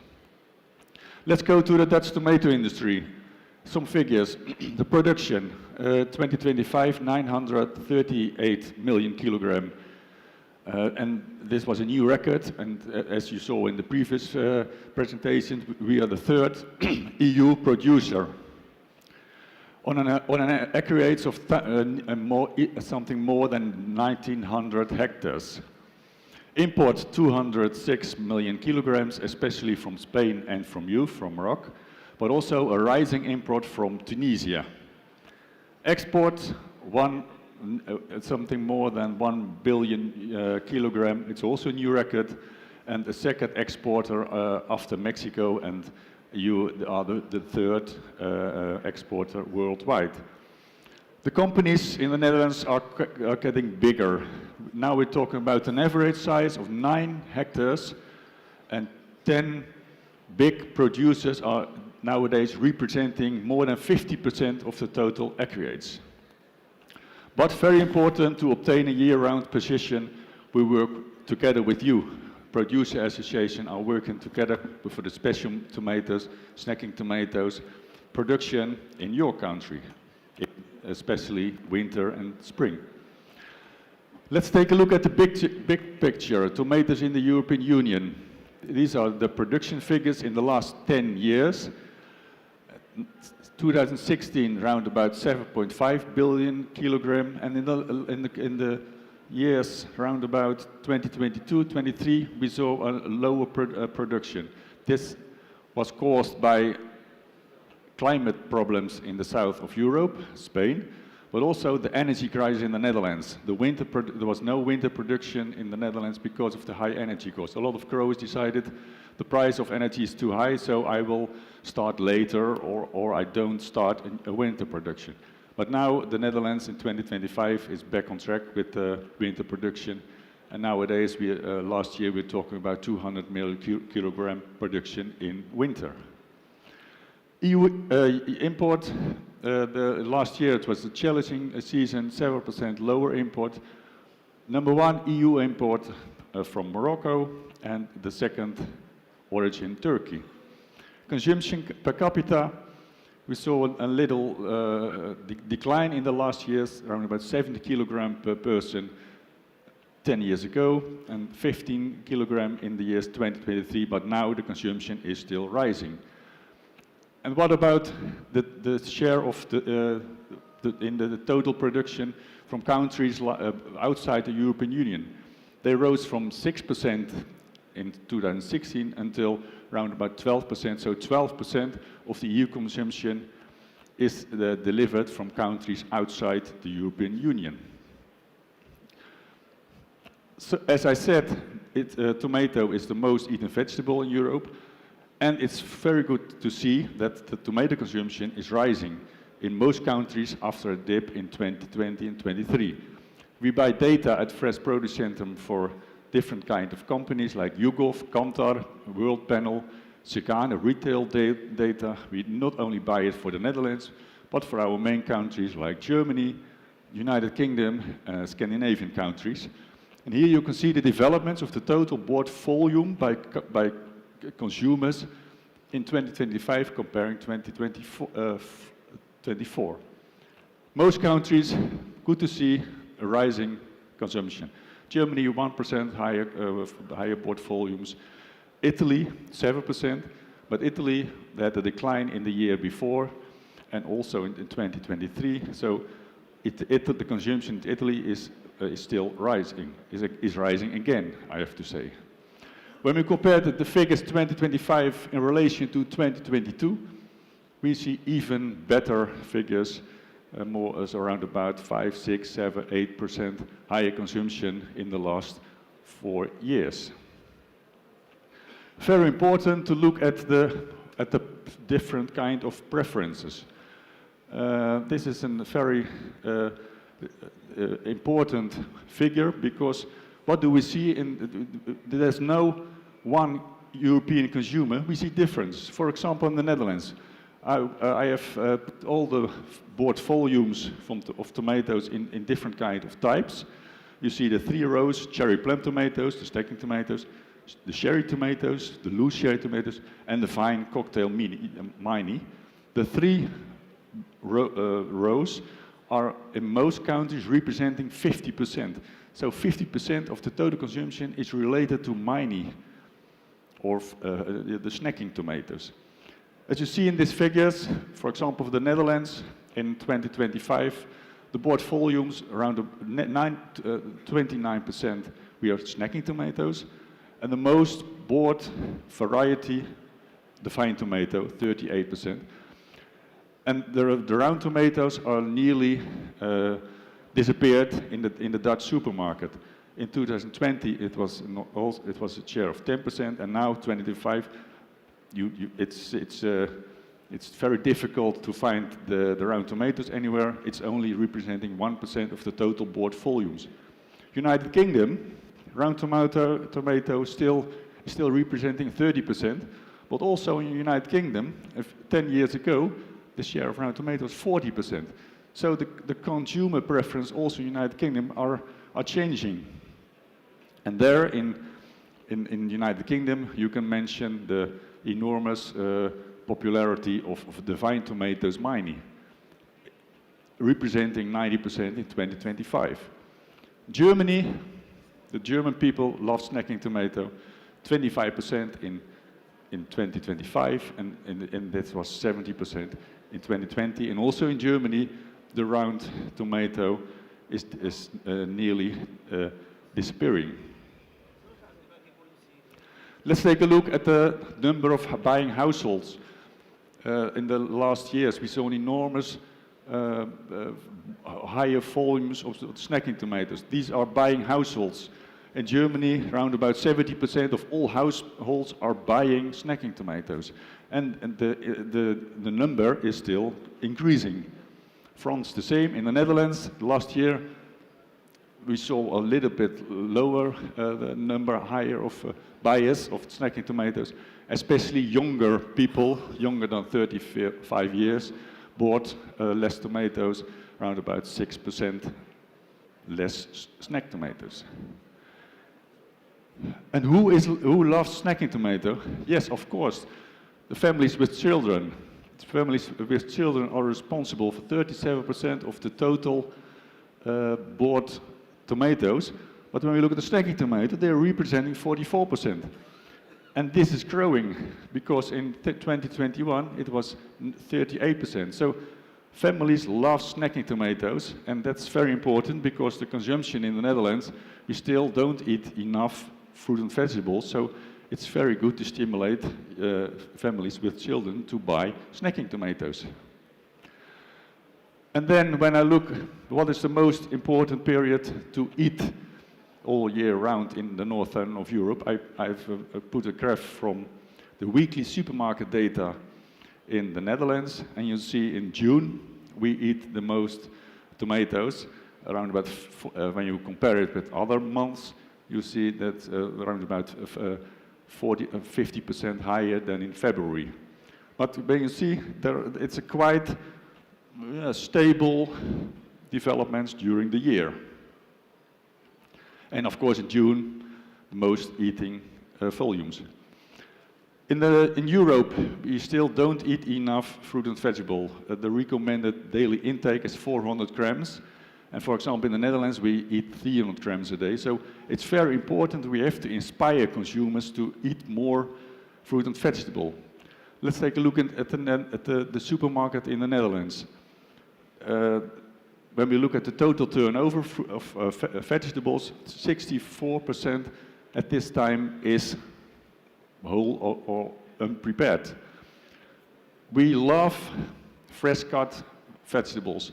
We are world champion in eating fresh-cut stir-fry vegetable, and it's physical convenience because you don't have to cut it. And now in the Netherlands, booming are the meal kits. I'm not sure if you know what is a meal kit. A meal kit is a fresh package with all ingredients to make your meal. Mental convenience, you don't have to think about where could I find the ingredients. No, it's all in a package, and you, step by step, you can read, do this, cut the tomatoes, prepare the carrot, for example. So it's very important to inspire, to help the consumer with more recipes, etc. And in the last years, we see a combination of the physical and the mental convenience, the fresh cut vegetables in a meal kit. So you only have to open it, and the steps are in a few minutes you can eat. Of course, you have to cook it, mostly, but it's very easy to prepare your meal. And then the top 3 most popular meal kits. Curry madras. It's a spicy Indian recipe. And number 2, lasagna. Of course, we all know Italian.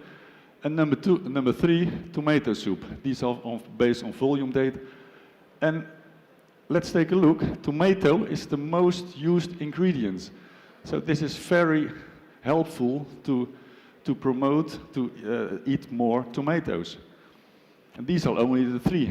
And when we look at the developments in the meal kits are doubled in 5 years. And now they are in the top 10 most bought vegetables. So it's very important to think how could we inspire the consumer to eat more. That's now, and of course, what will be next? I put some food trends on this slide.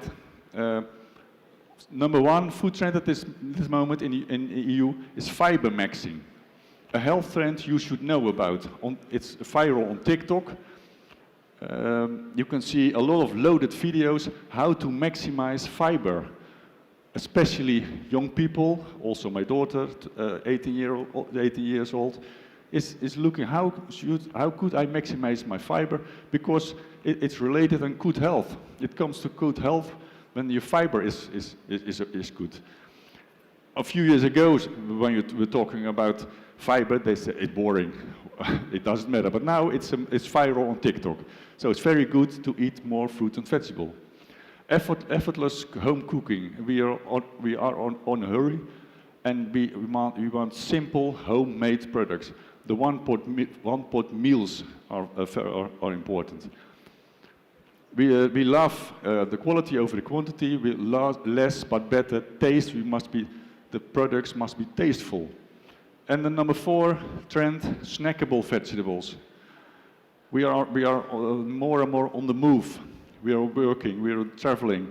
So it's very important when the vegetables are snackable.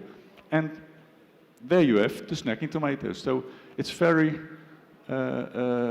useful to communicate how to stimulate the consumption on other places, at your office, at school, etc.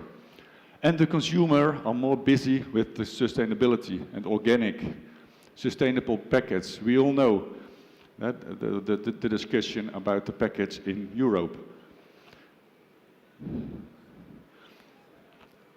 We also did market research. What are the most important topics when you are buying fruit and vegetables? Number 1, great taste. Taste must be good. The most important, this is consumer research done by more than 1,000 consumers in the Netherlands, and they divided on young and old people. And they said, number 1, taste. Number 2, freshness. Number 3, price. Mostly we think price is the most important one. No, taste is the important one. So focus on a good taste. Also ranked highly, quality and the seasonal produce. Younger people are not busy with seasonal produce, especially the older people said we have to eat what's in season. So very important to get more information about what is the consumer concerned and what's happening in Europe. The key takeouts. It's important when you invest in getting to know the consumer. As I said, when we look at the supermarkets, what are the developments? What will be in the next years? What is happening? What are the young people? Are they eating different tomatoes than older people? And you will lose the game if the taste and the varieties are not right. Let's take a look at the consumer research. The people said taste, taste, taste. That's important. And we all know at this moment we see a lot of new varieties, very tasteful, because that's the number 2 topic at consumer. What do I expect for the next years around about the consumption? I expect a small rise in consumption and still a further shift from round to fine and smaller types. And when we see the trend of moving commodity thinking to more premium thinking. So that's very important for the next years, how to combine commodity and premium to get a nice assortment to fulfill all preferences in Europe. But most important, consumer insights are essential for making the right decisions now and in the future. So far, thank you very much.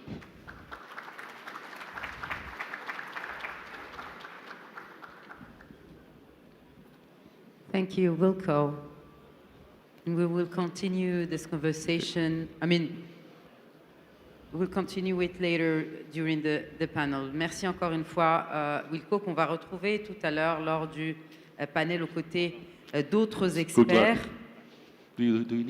Et nous allons à présent enchaîner avec la 3e keynote de cette matinée. Nous avons passé en revue les tendances du marché avec M. Ali Logui de Foodex. À l'instant, vous venez de suivre cette richissime présentation sur le consommateur européen et on a appris beaucoup de choses, notamment sur ces nouvelles tendances de consommation.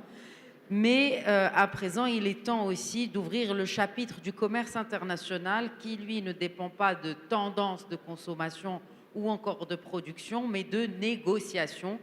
Notre prochain expert faisait partie de l'équipe de négociation de l'accord agricole Maroc-UE.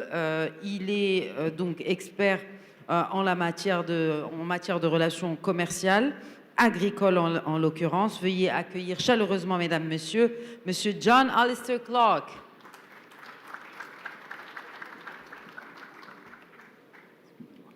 Assalamu alaikum. Bonjour. Good morning, everybody. My name is John Clark. I'm a former European Union ambassador, trade negotiator, and I was for some years the EU's chief agricultural negotiator.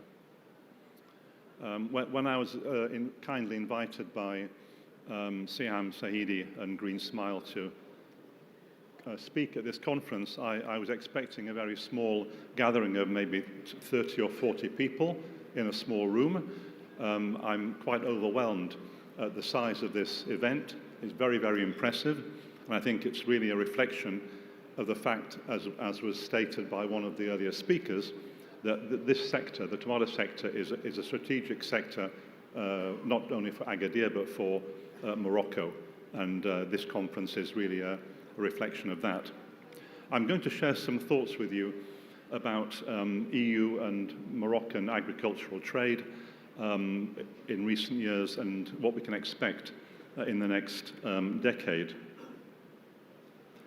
I will say a few words about the European Union's agricultural trade performance and the drivers of what's been a very successful performance. I will say a few words about the future, the next common agricultural policy, what that will mean for European agricultural production and also relations with Morocco. I'll talk a little bit about some of the global trade policy trends, and also of particular interest, and I think there was a lot of concern expressed already by the colleague from Foodex, the future regulatory environment for tomatoes in Europe. And then I will put all these things together to try and give some reflections on how Europe's agricultural trade policies and the developments will impact your sector, and what Morocco should do to position itself in the years ahead. A quick summary of European Union agricultural trade policy in the last decade. For 12 years now, the EU has been the world's biggest agri-food exporter, with a very, very large trade surplus. And what's perhaps less known is that the EU is very diversified in terms of its production and its markets. The EU produces much more than champagne and Grana Padano. It's competitive across the board, from basic commodities all the way through to highly processed products, and it has a much more diversified range of markets than any other major agricultural producing region. The EU exports more than 1 billion euros of agri-food to 24 different markets. What's been the factors behind this rather impressive trade performance in the last decade? Demography, populations are increasing, people need to eat. Consumer preferences, growing middle classes looking for a more diversified diet, more dairy products, more fruit and vegetables, more meat, and Europe can serve that consumer trend. Europe has, for the time being, relatively benign, temperate agri-environmental conditions, so it can be quite productive per hectare. The Common Agricultural Policy has become much more market-oriented and has allowed sectors to become more globally competitive. And finally, European trade policy and trade agreements have supported the agri-food sector in opening new markets and ensuring the removal of obstacles to current markets. Question, will these factors continue? Well, the demographic, yes. Consumer trends, the growing preference amongst the middle classes in emerging economies for European quality food and drink, a wider range of food, that will continue. The agricultural environmental environment, I think, is going to deteriorate in Europe in the next decade. It already is doing. So that will be a break on production and productivity in many, many sectors. The next CAP reform will not be conducive to improved agricultural production and trade, and I'll come back to that in a moment. And then trade policy and trade agreements will have some positive impact on Europe's agricultural trade, but with some constraints as well. The next Common Agricultural Policy, which will be put in place in 2027 for the next 7 years, is now being heavily negotiated. This will have an impact, be relevant for Morocco and other countries with whom the EU trades. We expect a reduction in financing support for European farmers, perhaps as much as a 20% cut in payments to farmers, with more of that support directed towards more inefficient, smaller scale agricultural holdings. We expect some renationalisation of the policies, so with more freedom for individual EU member states to decide how they spend their financial envelopes.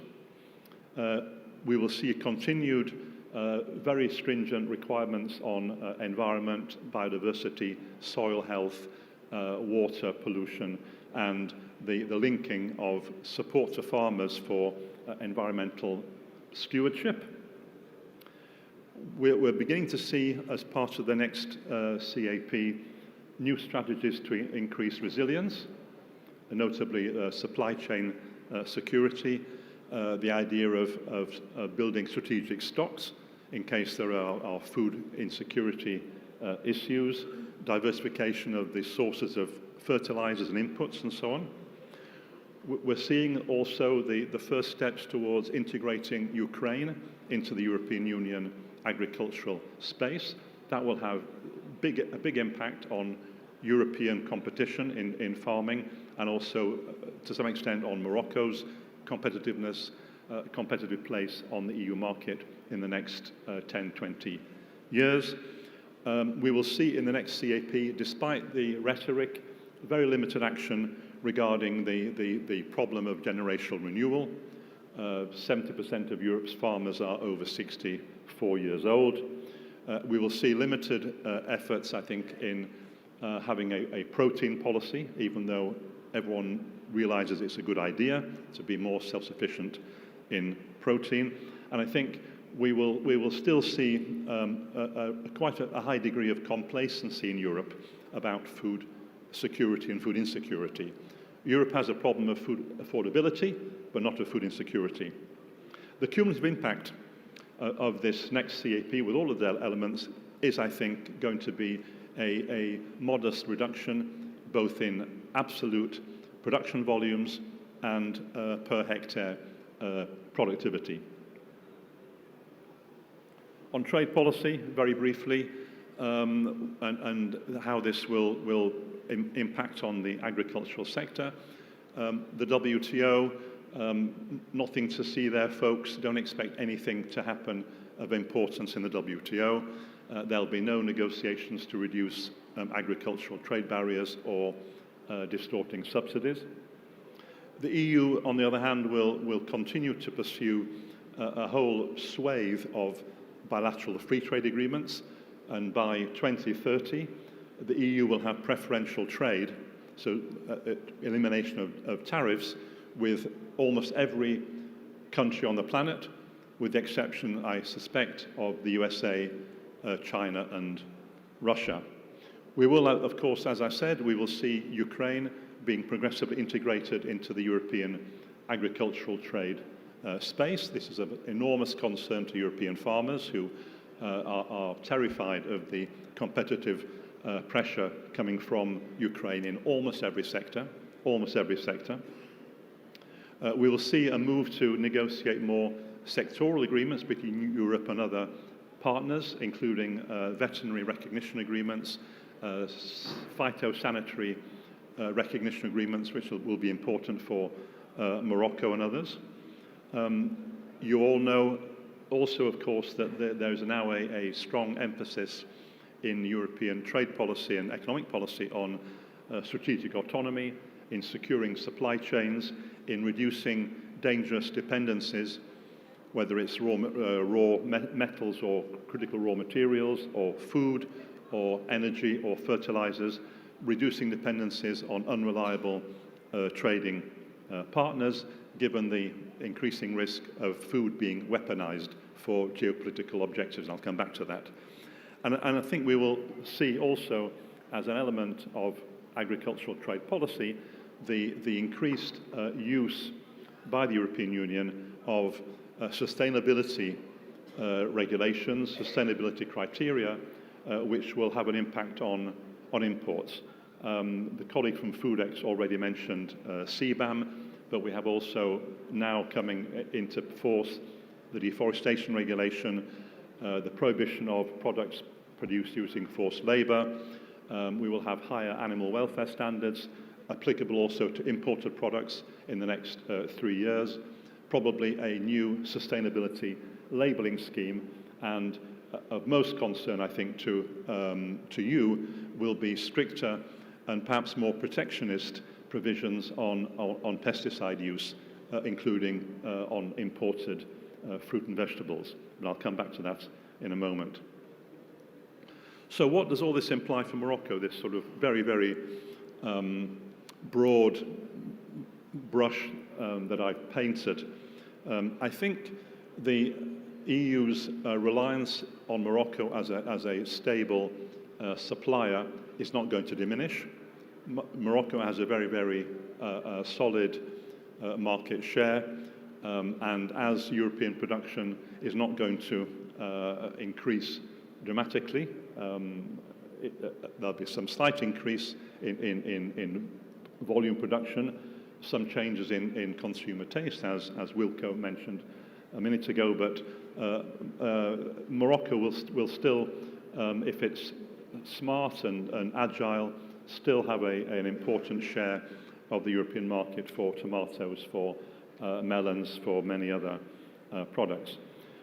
We will see, I think, a continued consumer trend in favour of consuming more fresh fruit and vegetables, and the European Union is trying to work out strategies to nudge the consumer in that direction without being seen as a nanny telling people what they should eat. And of course, Morocco can certainly supply a lot of the Mediterranean diet, which we're going to see increasing. EU and Morocco have a strategic political and economic and development relationship. Morocco is a hub country for the Global Gateway, which is Europe's very, very large-scale infrastructural development policy in the area of telecoms, broadband, logistics, energy, and the European Union really regards Morocco as a key player, a key participant in Global Gateway as the link between Europe and sub-Saharan Africa. So three positives, I think. Less positive, I think we are going to see in the coming years periodic bouts of Euro protectionism. European farmers tend to blame imports for their domestic structural weaknesses. You know, it's in politics, it's always easiest to blame the immigrant or the imported product. And I'm afraid that's what we see in Europe more and more. And it may be that Morocco and Moroccan tomatoes and other fresh produce will not be immune from these periodic bouts of protectionism on behalf of the European farming sector. We will, at the same time, see Europe adopt or explore measures to reduce dangerous dependencies, whether it be for energy, fertilizers, pesticides, critical raw materials, metals, rare earths, possibly food, but that food is not really at the center yet of Europe's diversification strategies. And we are certainly going to see, and I think we've already seen it in the last year, more stringent environmental and sustainability requirements being applied in a way extraterritorially to imports. And the particular concern, and I'm sure it's the number one concern of all of the pesticide and herbicide companies who are represented here today, a major concern is going to be the decisions on maximum residue limits for imported fruit and vegetables, where there is enormous scope for. Hang on. Oh. Now, for some reason, my last slide is not showing, but if someone can help me to.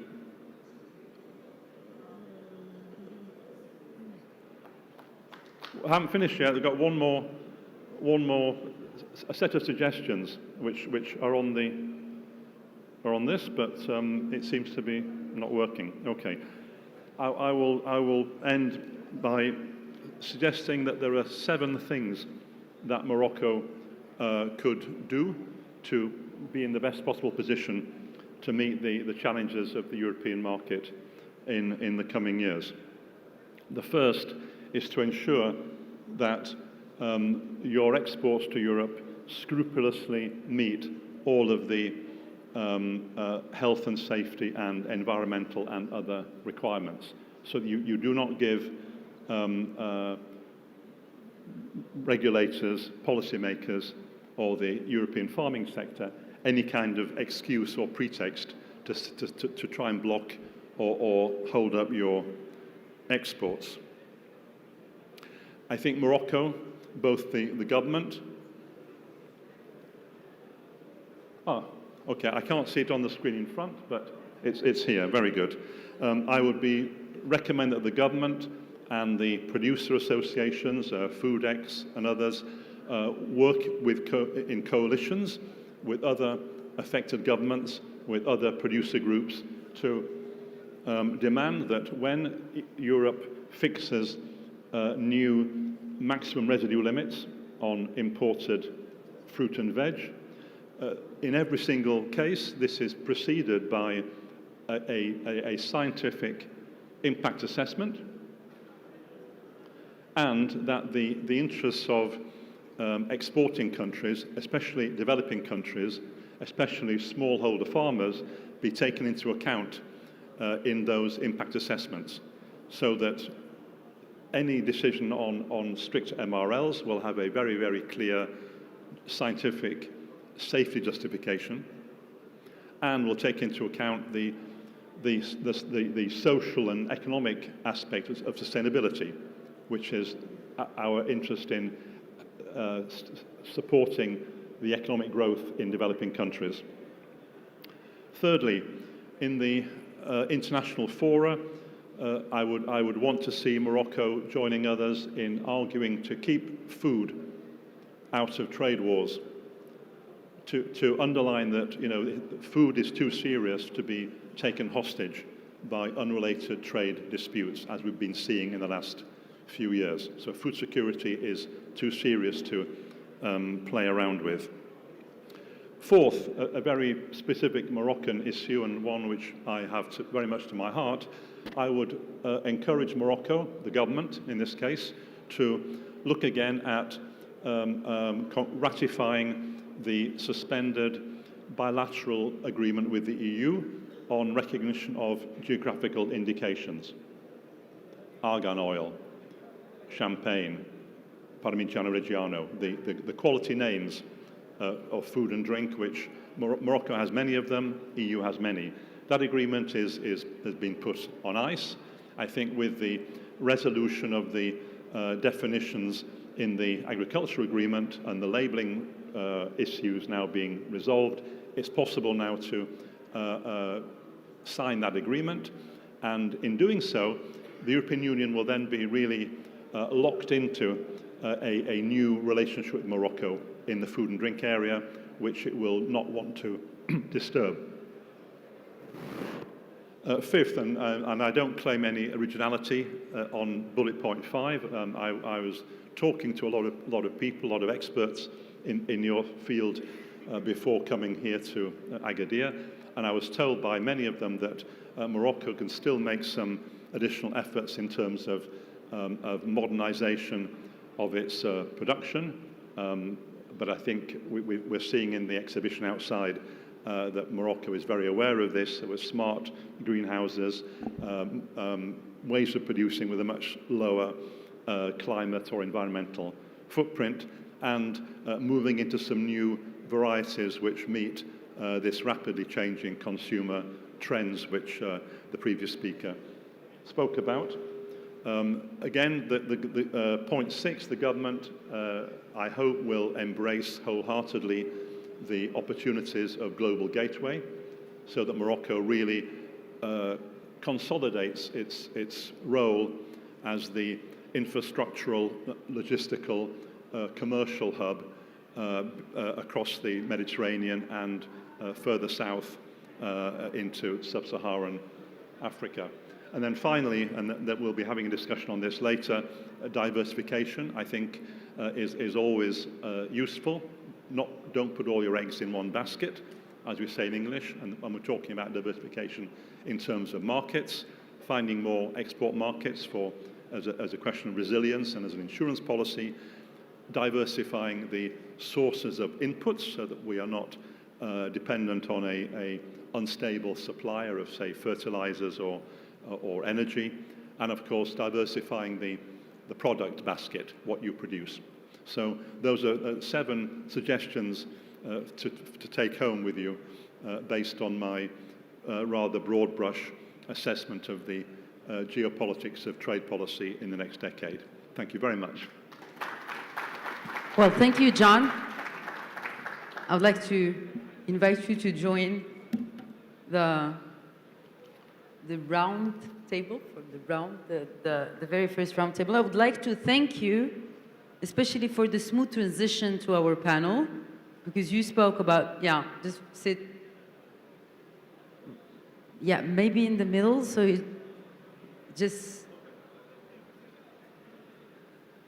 to match your position on the slide. Thank you for the smooth transition, because we will be talking now about diversification. Diversifier ou dépendre, faut-il repenser les marchés des tomates marocaines? C'est donc le thème de notre première table ronde cette matinée, mesdames, messieurs. Alors oui, on l'a compris, le marché européen est un pilier stratégique pour les exportations marocaines de tomates. Mais voilà, on vit dans un monde où il y a des tensions commerciales, il y a de la concurrence croissante, on l'a vu avec Ali Rouguet tout à l'heure, et une évolution aussi très rapide des règles du jeu. Du coup, est-ce que la diversification est devenue une nécessité stratégique? C'est une question à laquelle nous allons répondre avec nos très chers panélistes. Je vous demande d'accueillir avec moi M. Ali Rouguet qui va nous rejoindre sur scène, M. Wilco Vandenberg, Monsieur Peter Jens. Alors Peter Jens est dans le conseil stratégique, mais avant, il était architecte industriel. Il a cofondé ensuite en 2023 une entreprise d'innovation agricole qui développe des systèmes de culture et de biocontrôle pour renforcer l'autonomie des agriculteurs, notamment dans les pays du Sud. Et last but by no means least, Monsieur Taqiyuddin Shradi El-Fadili, fondateur du groupe Limona Matesha Touti, créé en 1987. Il est aujourd'hui, ou en tout cas ce groupe, parmi les principaux groupes agricoles intégrés du sud du royaume.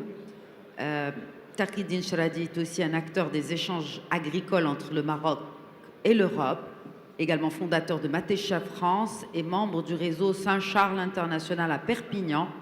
Il est reconnu, entre autres, pour son engagement en faveur de l'innovation, de la qualité et de la durabilité. Voilà, bonjour, Monsieur Shradi. Je vous propose de prendre place. Et on peut applaudir très fort nos panélistes aujourd'hui qui vont répondre à cette question qui taraude beaucoup de producteurs et d'exportateurs marocains. Et donc, ce premier panel, nous allons commencer avec une question générale, messieurs. Would you need a headset? I don't need it. You don't need it. So you understand French? Donc nous allons commencer, messieurs, par une question générale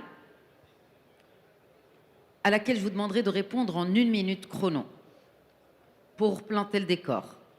Dépendre ou diversifier, faut-il repenser les marchés des tomates marocaines? Qui veut prendre le lead? Who would like to take the lead? Yes. Ali Rogi, OK.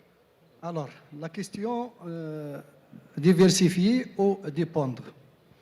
La diversification est nécessaire dans le contexte actuel parce qu'il y a plusieurs contraintes qui, quand même, complexifient l'accès au marché. Le plus grand marché, en fait, selon l'étude que j'ai présentée, donc c'est le marché de l'Union européenne. Cependant, si on prend donc le modèle de Porter qui dit que quand on diversifie, on aura un pouvoir quand même de négociation en tant que fournisseur. Et donc, c'est très important de diversifier nos exportations. Et bien sûr, le Maroc suit déjà la stratégie de diversification, sauf qu'il y a une diversification qui tient compte des consommateurs, de besoins des consommateurs, notamment la segmentation. Donc déjà, il y a une diversification variétale et bien sûr, il doit y avoir une diversification géographique et le Maroc travaille sur ça. Et on a, donc pour la présentation que j'ai présentée tout à l'heure, il y a déjà un effort de diversification. Très bien. Peter?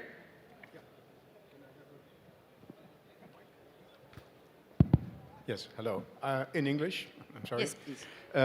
Diversify or depend or diversify or die. Basically, diversification is a must. But diversification is a little bit like pregnancy. You cannot be a little pregnant. It doesn't work. So if you diversify the markets and the exports, you have to diversify everything in the total value chain. And I'd like to talk about risk chains. So my question is, does the new decree add net income to farmers? That's our challenge. Thank you. Thank you, Peter. And we will be tackling the issue of the risks with you later. I'll continue, John. Sorry, Wilco.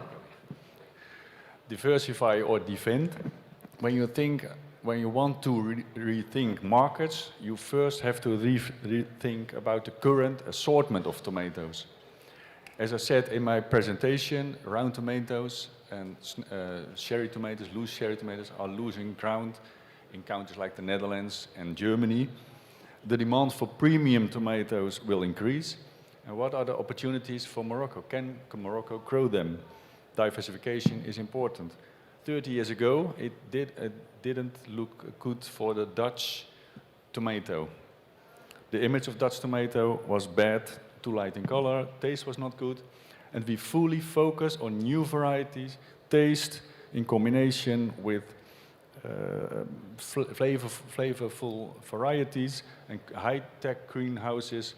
We have lifted up the tomato industry to a higher level. So it's very important, start by mapping out the market. Where do you want to be active? What are the consumer preferences? And what role will you play? Market research is essential for doing the thirst, to making the decisions. Okay, I suggest we hear now from a producer, Monsieur Chaladi Fadeli. Donc vous êtes producteur, dépendre ou diversifier. Merci Madame la modératrice. Tout d'abord, permettez-moi de remercier Green Smile pour l'organisation de cette 6e édition, qui est très riche pour nous en innovation et surtout sur les longues visions avec la qualité d'intervenants qui viennent de passer. Je vais être très bref, vous me l'avez demandé. Pour moi, diversification ou dépendance, c'est plutôt nous sommes condamnés à nous adapter aux différents marchés et à la demande du consommateur. À l'intérieur de l'Europe, vous allez prendre un exemple, le panier de la ménagère, il représente 1% du budget familial pour les fruits et légumes. Alors que si on prend l'Espagne, c'est 12, le Portugal 14, la Pologne c'est 16.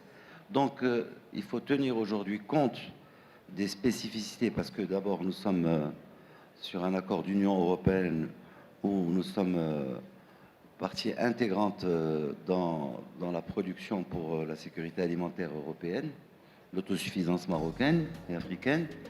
De plus, aujourd'hui, nous sommes obligés d'étudier l'Europe pays par pays, puisque les modes de consommation sont différents, puisqu'ils ont des stress. Il suffit que, par exemple, il y ait la guerre de l'Iran et ils vont sur du ravitaillement, du surgelé, de la boîte. Ils oublient les fruits et légumes frais. On l'a vu pour le Covid. On a eu des programmations qui ont été déprogrammées à cause du Covid, etc. Je pense qu'aujourd'hui, le producteur marocain a compris qu'il devait produire pour le marché local, mais il faut l'aider par des subventions, et qu'il faut qu'il produise et qu'il est condamné à être qualitatif, suivre les cahiers de charges pour les différents marchés, qu'ils soient européens. Aujourd'hui, il y a un marché qui marche très bien, c'est l'Union UK, l'Angleterre qui est sortie de l'Union européenne et qui est demandeuse de la tomate marocaine. Merci. Et notamment avec cet accord stratégique qui a été scellé avec le Royaume-Uni il y a tout juste un an, presque jour pour jour.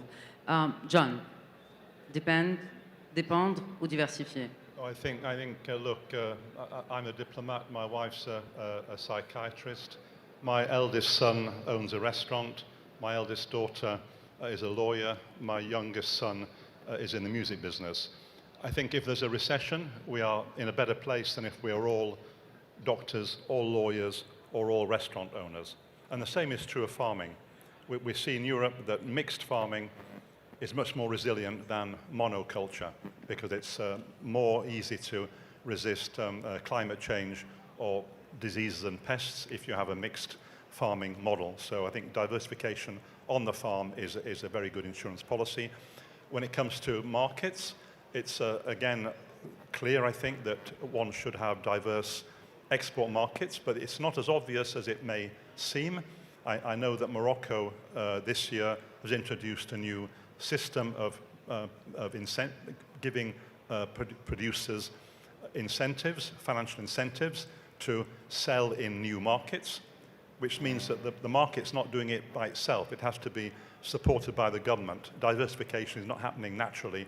It's being government encouraged. So market diversification necessary, but the market will not always do it on its own.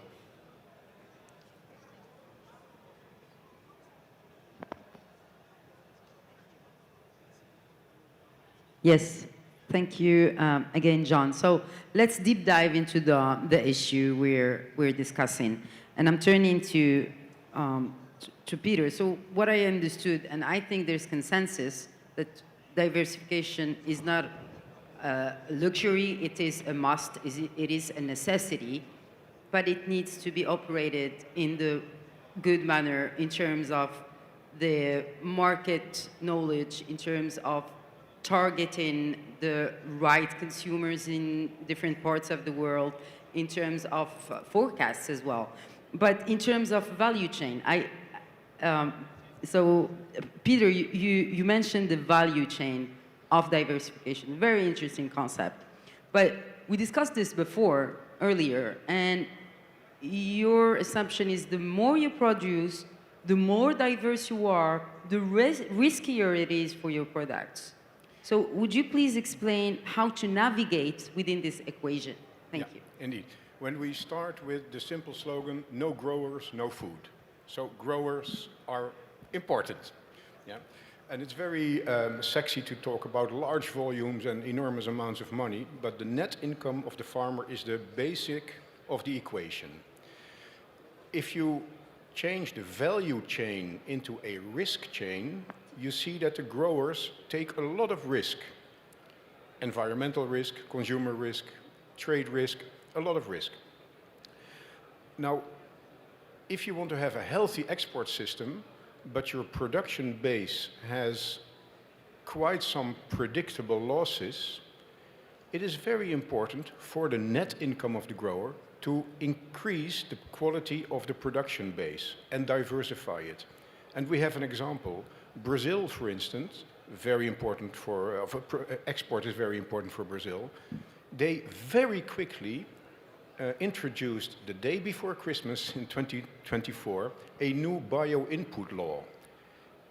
What it says it allows cooperatives and farmers to make their own biocontrol and biostimulant productions, so they don't have to import it or to use it from a very expensive chain. So they democratized a part of the industry, and they emancipated the farmers, because farmers can grow tomatoes, but they can also grow good microorganisms. So that's what I mean with limiting risks by empowering growers.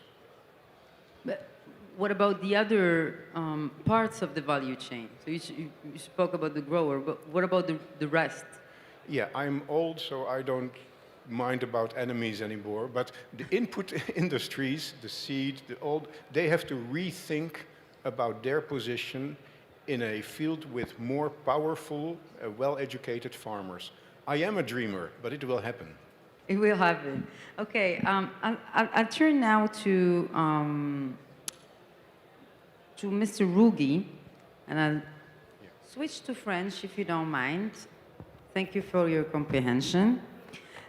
Monsieur Rougui, donc vous avez tout à l'heure, nous avez donné beaucoup de chiffres. Effectivement, on connaît aujourd'hui davantage cette architecture des différents marchés, notamment européens. Alors, quelles sont les perspectives? Maintenant, on aimerait bien voir l'avenir avec vous. Quelles sont les perspectives de Foodex en termes de marché? Et comment vous contribuez en tant qu'organisme d'export à la diversification de ces marchés? Merci, madame.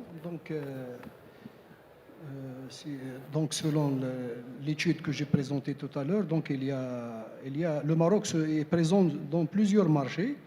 Cependant, donc, Morocco Foodex est un organisme public qui contribue à la compétitivité des exportations. Donc, par conséquent, il contribue à la diversification des marchés à travers donc, ses missions, notamment donc, le contrôle technique pour garantir que les produits respectent les exigences d'un marché donné. En même temps, à travers la mission de coordination, qui est un espace de débat avec les acteurs qui décident, par exemple, d'attaquer un marché ou d'aller vers un marché donné.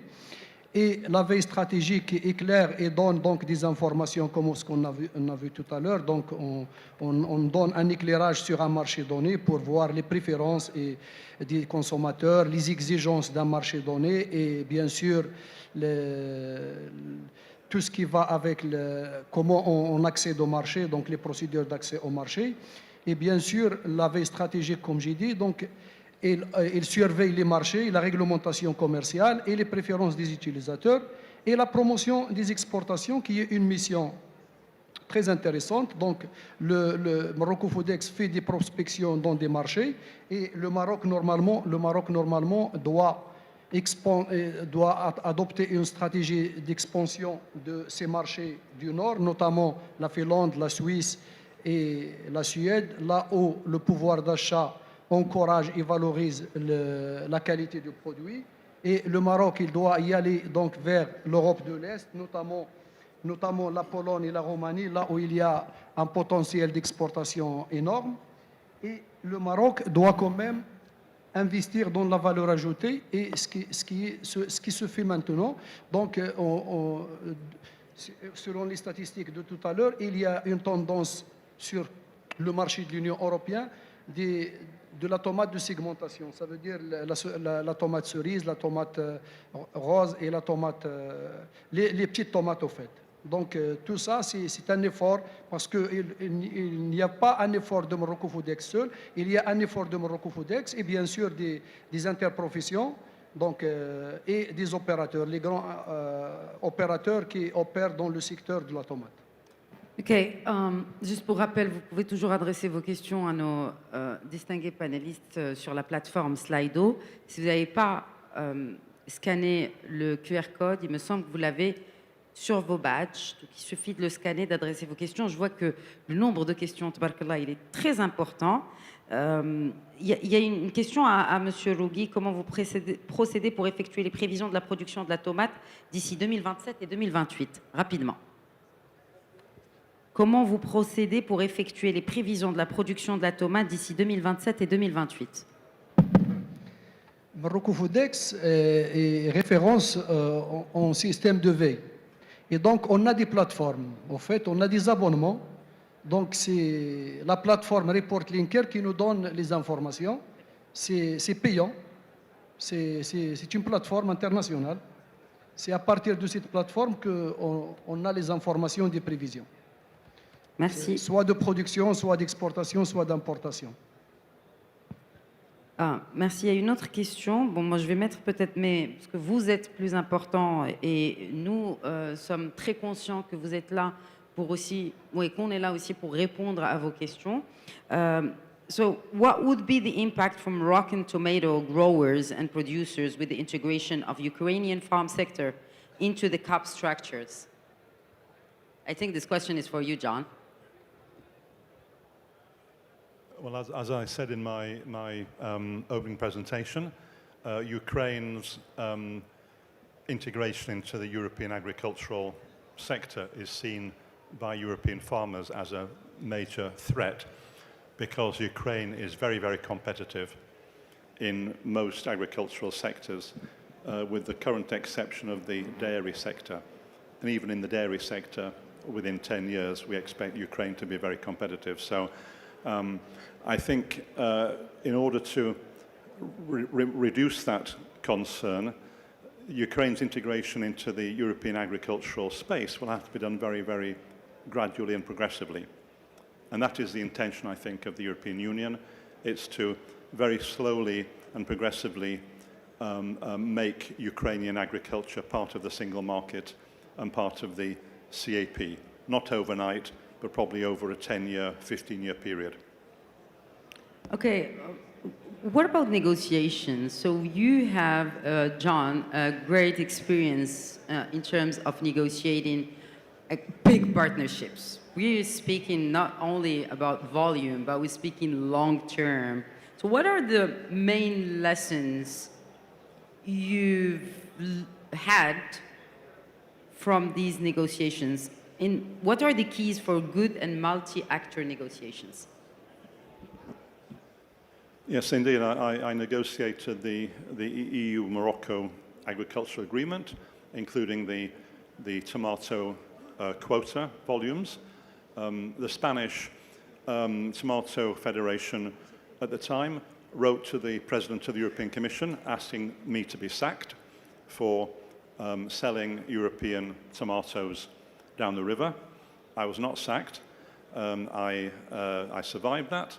And I think that the lesson I took from the negotiation with Morocco is that when you are negotiating better access for a sensitive product, whether it's tomatoes or beef or sugar or poultry, one has to find a balance between satisfying, at least in part, the exporting country's legitimate aspirations, in this case Morocco for tomatoes, but not opening the market so dramatically that it actually destroys European production. Had that happened, then the agreement would never have been ratified in Europe. So finding a balance in terms of volume and value, I think, is the big lesson. Balance is the key. I think this applies to negotiations and to everything in life, as a matter of fact. Wilco, so you mentioned in your presentation, and I was disturbed by this number. So European supermarkets, I mean, if I go tomorrow to a European supermarket, I might find up to 25, there's no error in this number. 20, I mean, I know you're a specialist in terms of data and numbers, but 25 sorts of tomatoes. Doesn't the consumer get lost? Like, doesn't this lead to choice overload? Are there too many tomatoes in the European market? Yes, that's a very good question, because a lot of people said maybe we have a choice overload and then we get confused. But there's no question of too many tomatoes in the supermarket at this moment. We have conducted consumer research a few years ago with the question, what is the optimal number of varieties in the supermarket without causing choice overload at the consumer? And we created a shelf with 8 varieties, and we created a shelf with 18 varieties. In both situations, the consumer didn't get confused, was happy about the choice, was satisfied about what he should buy. So it doesn't matter, but of course, why should you do it? It is at one moment the consumer is not buying more variety at that time, but he bought more volume. So I think when you have more varieties, more choice, the preference is exactly what the consumer expects. So when you put 20 or 10 varieties in general, the bought volume of tomatoes is higher. And of course, it's important to help the consumer in the supermarket, get a structure in the supermarket when you're looking at the purchase. For example, which tomato are excellent for the salad, which tomato are excellent for the snacking tomato. When the taste of snacking tomato is not good, maybe you can put it, not exactly the taste, but maybe you can prefer the kind of tomatoes in salads or to cook. So help the consumer in the supermarket to choose the tomatoes. Okay, so there's a question about consumer preference with taste first and price third. What is the country or countries concerned? I think it was within your presentation. Just to inform the audience that the presentations are available, right? Yes. You're generous enough to share the presentations and the results of your studies. So to the person who asked about what countries are more concerned about the price or the taste, please just reach out to the organizers and they can send you the presentation of our distinguished panelists. There's another question. Well, before, maybe I will turn to a Moroccan producer just to get also the feedback. Donc, nous avons avec nous un des principaux producteurs nationaux de tomates et ce depuis plusieurs décennies maintenant. Monsieur Charadi, vous êtes donc acteur et vous opérez ce qui fait intéressant sur les deux rives de la Méditerranée. Que pensez-vous de l'avenir de ce marché européen pour les producteurs et exportateurs marocains? Merci Madame la modératrice. Bon, tout d'abord, je tiens à rappeler que l'ensemble des professionnels exportateurs sont avec nous dans la salle. Le président de la fédération est ici, les présidents des associations. Ce qu'il faut d'abord que tous les gens qui ont intervenu comprennent que la tomate qui est produite au Maroc est européenne par l'achat de tous les intrants qui sont européens, d'accord, les semences, les engrais, les phytosanitaires, le plastique, etc., le transport. Donc on est pratiquement avec des producteurs européens. Maintenant, on peut laisser de côté le lobbying de chacun et dire qu'on est obligé de travailler main dans la main devant de nouvelles productions qui arrivent sur des productions standards. Exemple, l'Algérie arrive doucement, la Tunisie, l'Égypte, la Turquie, sur des devises qui sont très basses, qui sont concurrentielles vis-à-vis des Européens sur les autres marchés, comme le marché de l'Est. Mais je vais donner un exemple concret, et je ne serai pas long, Madame la modératrice. Si je prends les années 2010, le Maroc faisait 600 000 tonnes d'exportation, très simple. 300 000 de tomates et 300 000 d'agrumes. Il arrivait à la porte de l'Europe qui était Saint-Charles, sur son port, ou par camion, parce que c'était les premiers camions, il arrivait 400 000 tonnes, soit plus de 70% de l'export marocain. Si on prend aujourd'hui l'export marocain, à travers le monde, puisqu'on est des producteurs du monde, on est troisième dans le monde, donc on est producteurs du monde, producteurs européens, puisqu'on est mondial, on fait près de 2,4 millions d'exportation de fruits et légumes, et le marché, qui était le plus grand marché privé à Perpignan, qui faisait 400 000 tonnes, sur 600 000 tonnes, il fait 200 000 tonnes sur 2 400 000 tonnes. Ça veut dire quoi? Ça veut dire que beaucoup de Marocains se sont organisés pour travailler en joint venture, ou on fait comme moi, ils ont décidé de s'installer en Hollande, en France, en Espagne, par rapport aux spécificités du marché. Donc pour moi, il faut tenir compte d'abord des études et on est obligé à un certain moment, plus qu'on subventionne à des prix bas la tomate marocaine à l'Europe, que l'Europe nous rende une subvention sur cette tomate, qu'on leur assure, qui est faite par un produit européen. Deuxièmement, il faudrait que notre gouvernement mette une politique commune aux producteurs pour définir qu'est-ce qui est la production sur le marché local et qu'est-ce qui est la production pour l'exportation vis-à-vis des différents pays. Les exigences russes ne sont pas les exigences de l'Union européenne ou de UK. Mais aujourd'hui, là on doit travailler tous ensemble, et des receveurs européens et des exportateurs marocains, c'est sur la consommation. On ne travaille pas suffisamment sur le consommateur, on travaille sur des marchés traditionnels, sur les discounters dans la grande distribution, sur les collectivités locales pour les prisons, les hôpitaux de tous les pays européens. Et on n'a pas le droit, parce que soi-disant on n'est pas qualitatif, d'être au même rang qu'une tomate européenne qui va se vendre à 4 €, et ben on la vend nous à 1 €. Est-ce normal?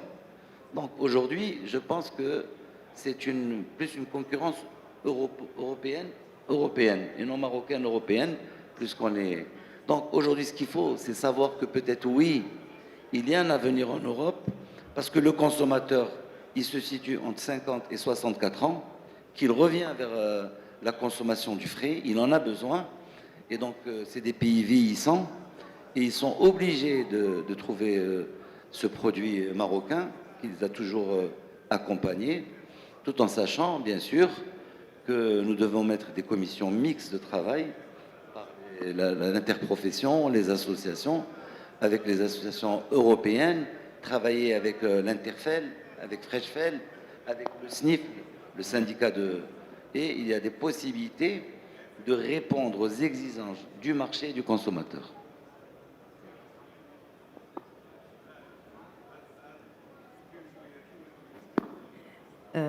Merci beaucoup, Monsieur Charadi. Donc, on l'a bien compris, le marché européen est important, mais il est temps aussi de prendre en considération, et du côté européen et du côté marocain, des nouvelles règles du jeu, si je puis me permettre l'analogie. Il y a une question pour vous, Monsieur Charadi, du public, et je vous demanderai d'y répondre très rapidement.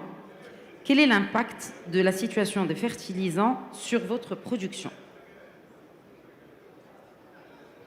Pardon? What's the impact of the fertilizer situation on your production? Donc je pense qu'on doit faire allusion à ces problèmes aujourd'hui de manque de fertilisants dus à cette guerre. Oui. D'accord?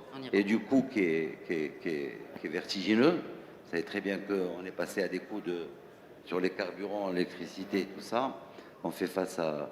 Et donc on est obligé de trouver des alternatives. D'accord? Effectivement, on est en train de revenir sur l'utilisation d'éléments naturels, à base d'urée par exemple, ou de fumier pour pouvoir faire face à l'enrichissement du sol pour les gens qui travaillent dans le sol et dans leur sol. Mais ce que je veux dire, c'est que je pense que bientôt, tout va revenir dans l'ordre. On pourra recevoir des détroits d'Ormuz de l'urée et bien sûr l'OCP est là pour nous accompagner. Et là aussi, je pense qu'on devrait demander une subvention. Je dis à mes amis présidents de fédération d'être un peu plus dans le lobbyisme comme le font les Européens et de voir comment notre gouvernement et surtout notre ministère de tutelle peut nous accompagner à traverser ces crises. Merci beaucoup, M. Charadi. Last question. We don't have time, but we can take this minute. I'm turning to Peter. So, rising inputs, la production de tomates au Maroc est devenue difficile. Quels conseils pouvez-vous nous donner pour assurer une bonne production? That needs a whole presentation, but maybe some bullet points. I was still working on the previous question on the fertilizer input, but we also see that the paradigm of agriculture is changing. We fed plants with NPK, fertilizer, but we now see that we have to nourish the microbiome. And that's a total new field, very exciting. It needs diversity. So yes, fertilizer is an issue, but there are a lot of other possibilities to make a plant very happy and the grower very healthy, or vice versa. Sorry. What about the one piece of advice that you would give to producers that are really struggling with the conditions that are becoming difficult for producing tomatoes? Yeah. Proper on-farm biology first, and then good money, maybe not a lot of money, but good money follows. Money that you don't lose. Prevent predictable losses. So good biology first, then money follows. There is also a question about sub-Saharan Africa. Je pense que cette question vous est destinée, Monsieur Rogui. Qu'est-ce que vous faites pour... Quel dispositif avez-vous mis en place pour l'exportation de la tomate vers l'Afrique subsaharienne? Qu'est-ce qu'on peut dire à ce jour sur cette possibilité? On a parlé du Nord, on n'a pas parlé du Sud, du Maroc.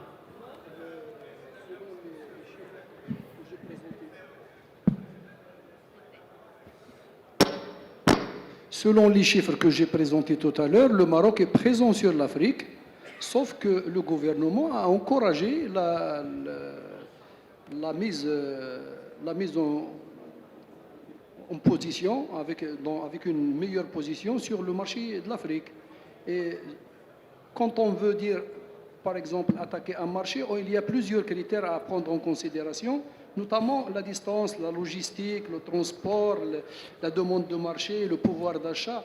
Et donc, le marché de l'Afrique est un marché d'avenir, en fait, mais il est encore difficile à pénétrer tous les pays de l'Afrique de l'Ouest à cause de problèmes de transport et de la chaîne de froid.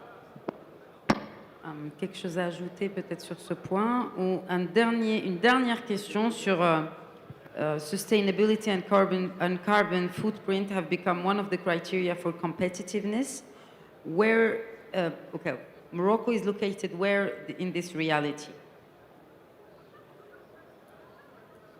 Who would like to go for this one? Well, you are perfectly located in that reality if you have proper inputs. You have some sun, I noticed, and you have still water, even if it's desalinated water.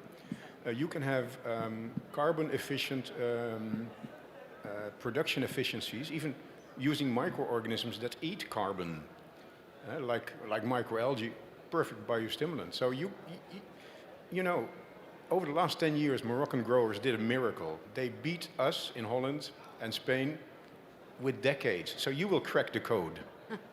Thank you. I think that's a great manner to close this conversation. Thank you so much. Again, I would like you to thank our panelists for this great conversation, so many knowledge shared in so little time. Thank you again. So maybe a group photo. Nous allons et toutes ces informations avec une petite pause café. Je vous prie d'avancer peut-être pour une photo de groupe. Si Sharadi, vous avez quelque chose à ajouter? Je souhaite à tous mes collègues ici, producteurs, de continuer à se battre du temps qu'on arrive à trouver une stratégie commune avec notre ministère de tutelle. Merci beaucoup.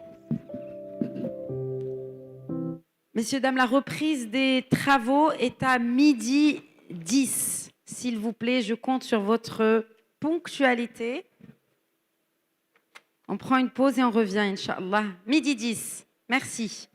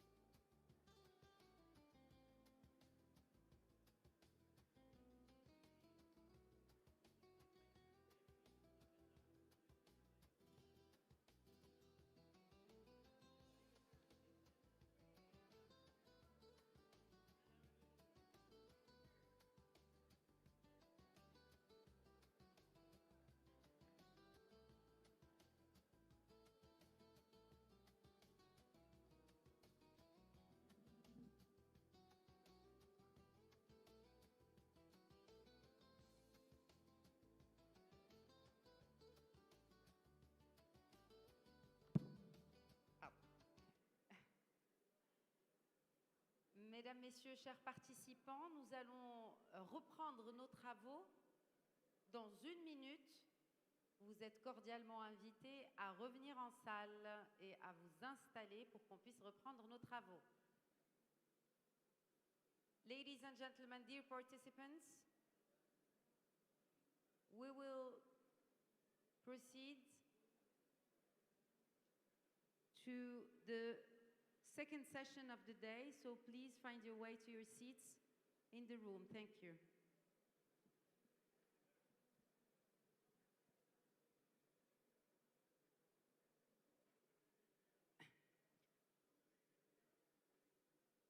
أيها الحضور الكريم، سنواصل أشغال الندوة بعد قليل، فلنرجو الالتحاق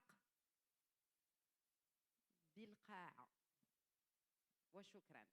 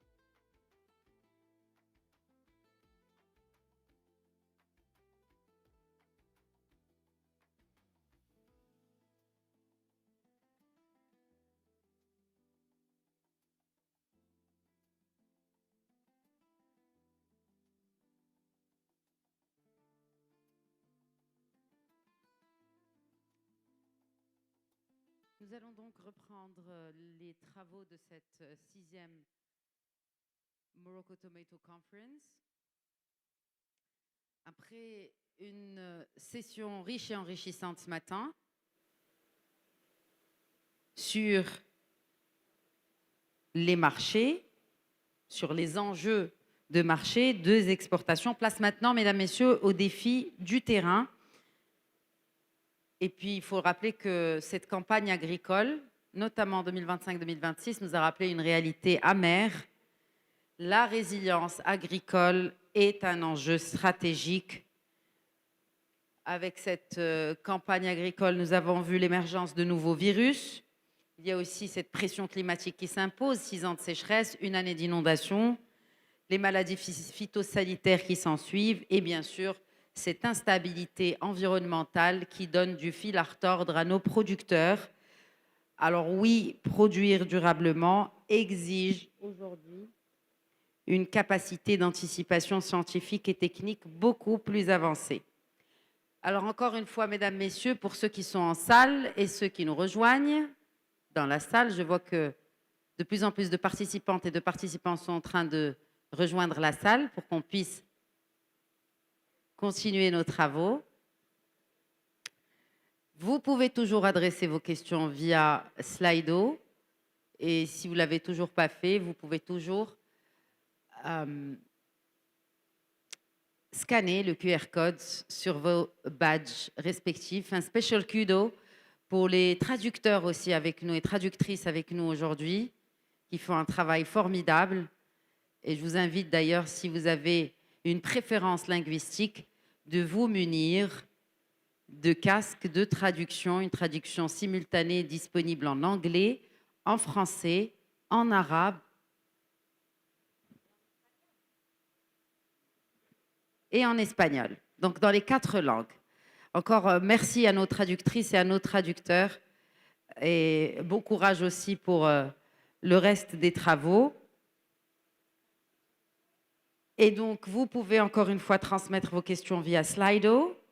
Et je vous remercie d'avance pour votre participation active tout au long de cette journée. On va commencer cette deuxième session, mesdames, messieurs, par un keynote sur les virus émergents de la tomate. Et je pense que le sujet intéresse beaucoup de monde. D'abord, un état des connaissances et avancées mondiales en matière de recherche sur les virus de la tomate. Et pour ce keynote, nous avons avec nous un virologiste computationnel spécialisé en génomique virale et intelligence artificielle appliquée aux virus émergents. Il travaille aujourd'hui sur l'épidémiologie virale dans une approche One Health. Veuillez accueillir, comme il se doit, Dr Rachid Tahzima.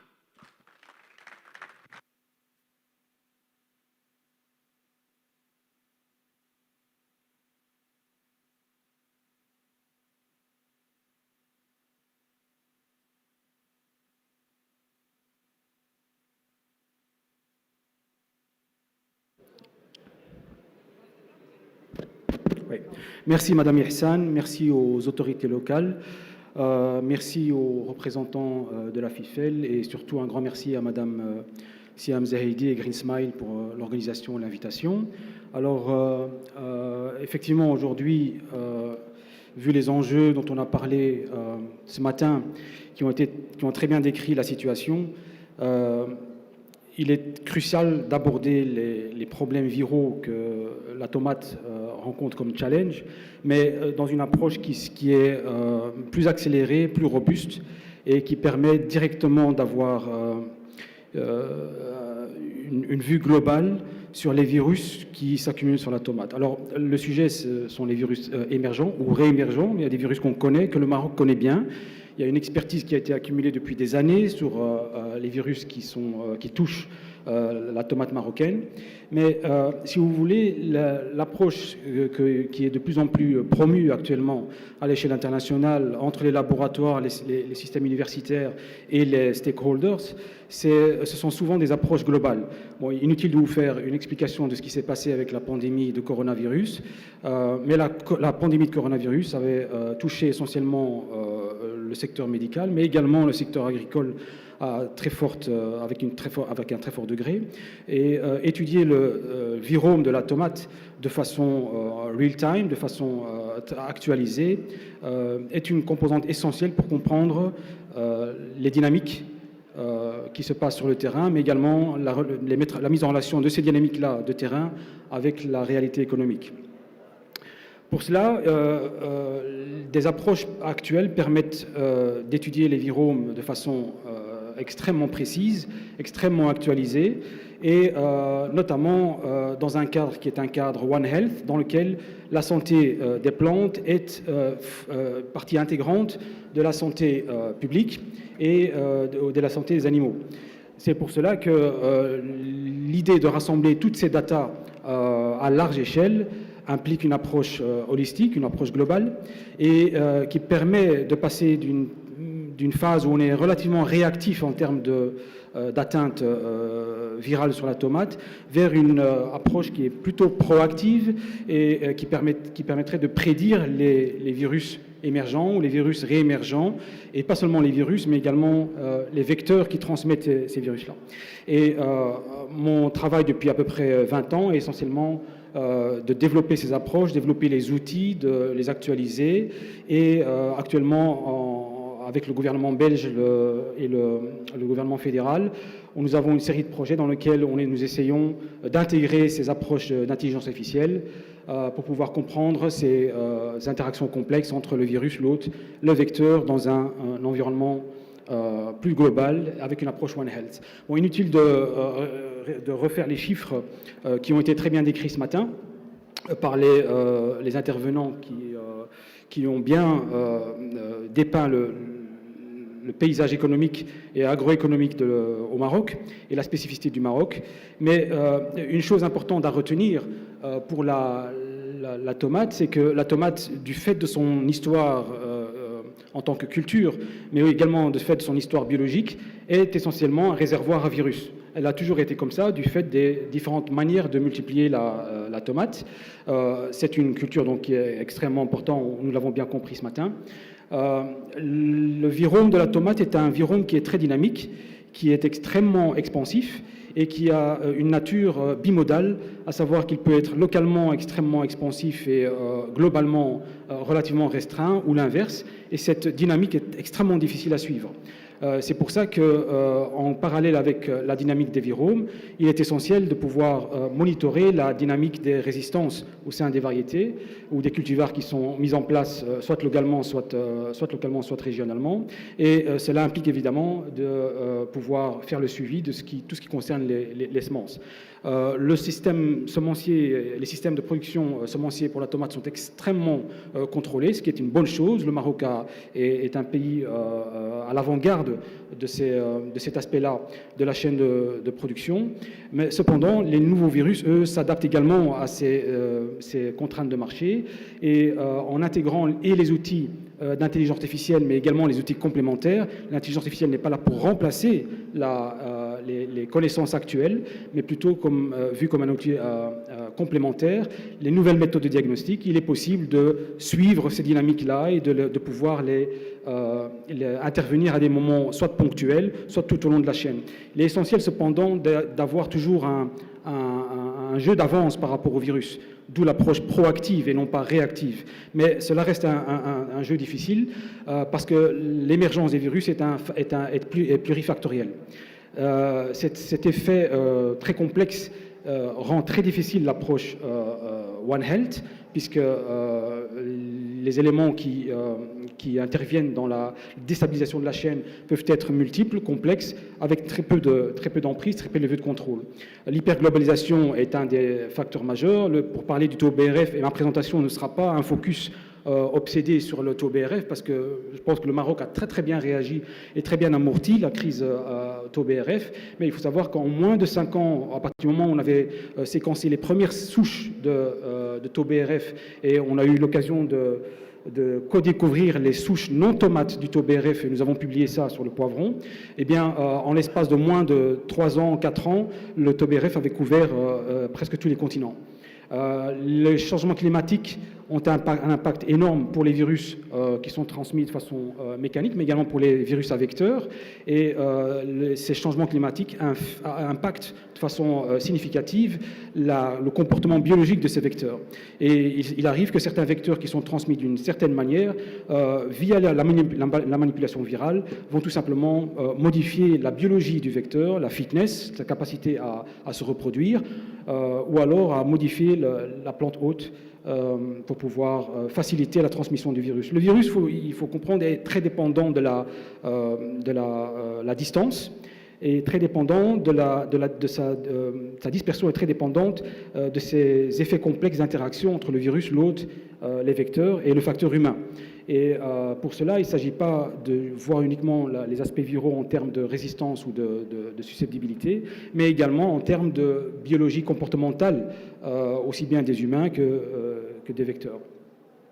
La résistance, bon, il y aura un autre exposé qui viendra vous parler de façon très détaillée sur la résistance. Je ne me focuserai pas essentiellement sur les aspects résistance. Seulement quelques éléments seront décrits ici au cours de la présentation, mais je voulais insister pour la résistance sur le fait que les infections mixtes jouent un rôle particulier sous-jacent de l'épidémiologie virale sur la tomate, qui est parfois négligé. Et au lieu de d'interpréter les choses ou d'analyser, d'approcher les stratégies de lutte contre les virus et leurs vecteurs en one-to-one, il est parfois vraiment essentiel, notamment pour les enjeux, pour les acteurs semenciers et les acteurs des grandes entreprises qui ont pignon sur rue, de pouvoir justement réévaluer leur stratégie en termes de dynamique des populations virales, mais dynamique des populations virales en termes d'espèces et d'infections mixtes. Si le focus se fait sur un groupe particulier de virus, bien souvent un autre aspect de ces dynamiques virales est délaissé, et ce qui rend l'approche de lutte contre ces virus parfois pas suffisamment efficace dans sa globalité. L'aspect semencier est bien évidemment un autre facteur émergent, important de ces émergences virales. Ce sont tous des facteurs qui convergent ensemble avec l'intensification. Et quand on parle d'intensification, en discutant avec les producteurs locaux et les experts agronomes du pays, ils ont bien compris que les ponts verts ou le continuum entre les différentes cultures, les différentes saisons de culture, ou les différentes phases de culture, également en tenant compte des aspects hors culture, par exemple les composts, peuvent contribuer de façon majeure à ces problèmes d'émergence virale. En Europe, par exemple, ou en Belgique, dans des systèmes que je connais relativement bien, l'émergence virale était parfois associée au compost, où les températures n'étant pas suffisamment hautes pour détruire certains virus, durant le processus de fabrication des composts, en pensant bien faire, on a réinfecté, réinoculé les cultures, du fait que certains virus sont extrêmement résistants, notamment pour les topomovirus, aux températures qui sont générées dans les systèmes de compost pour les cultures bio. Et de ce fait, pensant qu'on avait écarté suffisamment les périodes culturelles, on avait réintroduit le virus en introduisant du compost, et ça concernait essentiellement les cultures les cultures biologiques ou les fermes biologiques. Donc l'approche One Health est importante pour pouvoir tenir compte des différentes dynamiques et des différents comportements, des dynamiques comportementales des populations virales, en parallèle des vecteurs. Alors, des virus, il y en a beaucoup, les émergents, il y en a beaucoup également. Certains partent et reviennent, d'autres restent et restent pour longtemps, et d'autres sont là, mais on les connaît moins. Et donc, je vais faire un bref topo sur les aspects tout bref avec les nouveautés, puisque la présentation ici n'est pas là en guise de leçon, mais elle est plutôt là pour donner un snapshot ou une fenêtre de temps sur l'état actuel des connaissances, et alors éventuellement mettre en avant certains virus qui émergent chez nous en Europe, ou qui émergent à travers le monde, à travers l'apparition de vecteurs qui, eux, étaient soit méconnus, soit délaissés, parce que tout simplement, ils ne s'alignaient pas avec les stratégies commerciales des grandes entreprises. Mais ceci dit, les grosses boîtes et les semenciers ont bien compris les enjeux, aussi bien économiques, agronomiques et phytosanitaires. Et je parlerai par exemple du TOBRF, mais je parlerai également du Tomato Fruit Blotch Virus, qui est transmis par exemple par les acariens. Et ces vecteurs acariens sont d'abord très difficiles à déterminer, mais également très difficiles à contrôler, et surtout dans les systèmes en serre. Le TSUV, le Tomato Spotted Wilt Virus, est un ami ou un élément très connu du paysage viral sur la tomate. L'aspect essentiel là relate des résistances qui ont sauté par rapport au Tomato Spotted Wilt Virus, mais de façon très intéressante, les modes d'interaction entre le virus et la plante et les modes de résistance ont été designés durant les périodes précédentes sur les mêmes approches et les mêmes stratégies. Et ces virus-là ont réagi de façon commune, de façon presque similaire, pour contrecarrer les résistances, ou pour briser les résistances actuelles sur les lignées commerciales, avec une stratégie parallèle qui est compréhensible. Et je vais en expliquer tout à l'heure quelques aspects. Enfin, il y a des virus qui ont émergé typiquement dans des cultures biologiques et qui sont associés où des virus sont transmis via les cicadelles. Les cicadelles sont également des vecteurs à biologie très complexe qui transmettent des nouvelles formes de virus et des virus qui ont la tendance à être activés uniquement lorsque le vecteur est présent sur la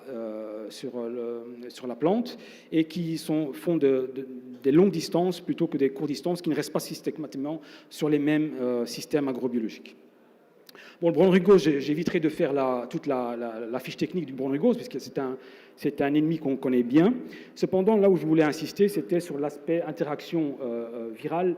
Pour comprendre les virus en général, bien que chacun ait sa spécificité, il faut envisager Non, c'est pas ça ce que je voulais faire. Bon, anyway.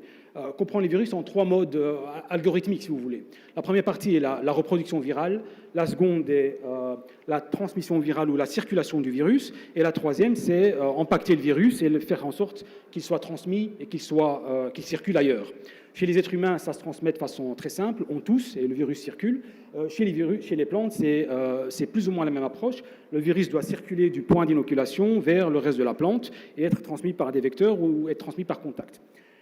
Les schémas de résistance, comme pour le tomato spot wilt virus ou pour le brown rugose, agissent essentiellement sur les résistances qui bloquent cette transmission intracellulaire virale.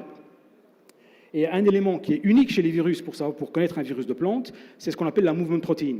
Et la movement protein est une protéine qui est extrêmement unique pour les virus. Elle n'existe uniquement que chez les virus de plantes.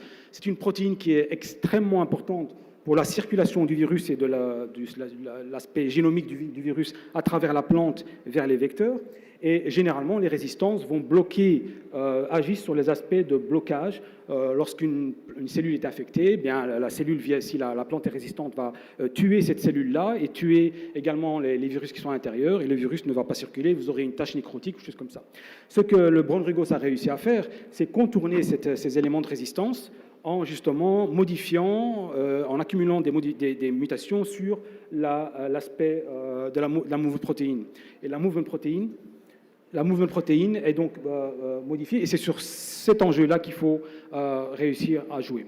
C'est la même chose qu'on étudie chez le tomato brown rugose avec l'intelligence artificielle, mais également sur d'autres virus comme le blotch virus. Et ce sont les mêmes éléments d'intérêt sur lesquels il faut se concentrer pour la diversité des virus de plantes si l'on veut agir de façon proactive et étudier les virus suivants.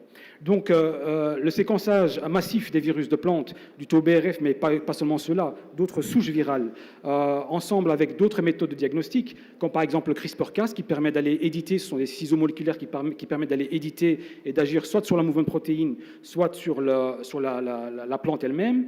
Les nouvelles méthodes de design de protéines qui vont aller bloquer comme antiviraux peuvent agir aussi bien sur les graines que dans la plante, que sur les vecteurs.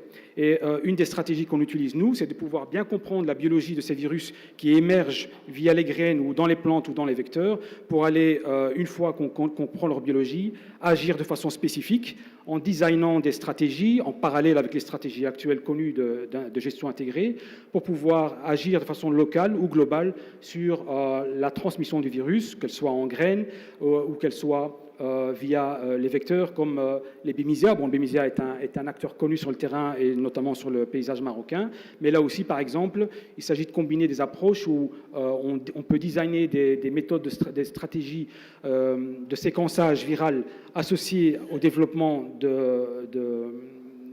des plateformes qui permettent de développer des anticorps spécifiques, biodégradables, presque pulvérisables sur le terrain, et qui permettent d'anticiper l'émergence de ces nouvelles formes virales sur la tomate. Pour le TSUV, c'est un petit peu la même chose. Les résistances dont je viens de parler sont maintenant des résistances qui sont associées aux modifications du bouquet des volatiles, des composés volatiles qui sont émis par la plante. Et le virus manipule aussi bien la plante que la quantité d'œufs produite par les trips, mais également les aspects hormonaux, de manière à ce que seuls les trips qui ont une grande quantité de ponte via la manipulation virale peuvent se reproduire facilement et émerger avec des nouveaux variants.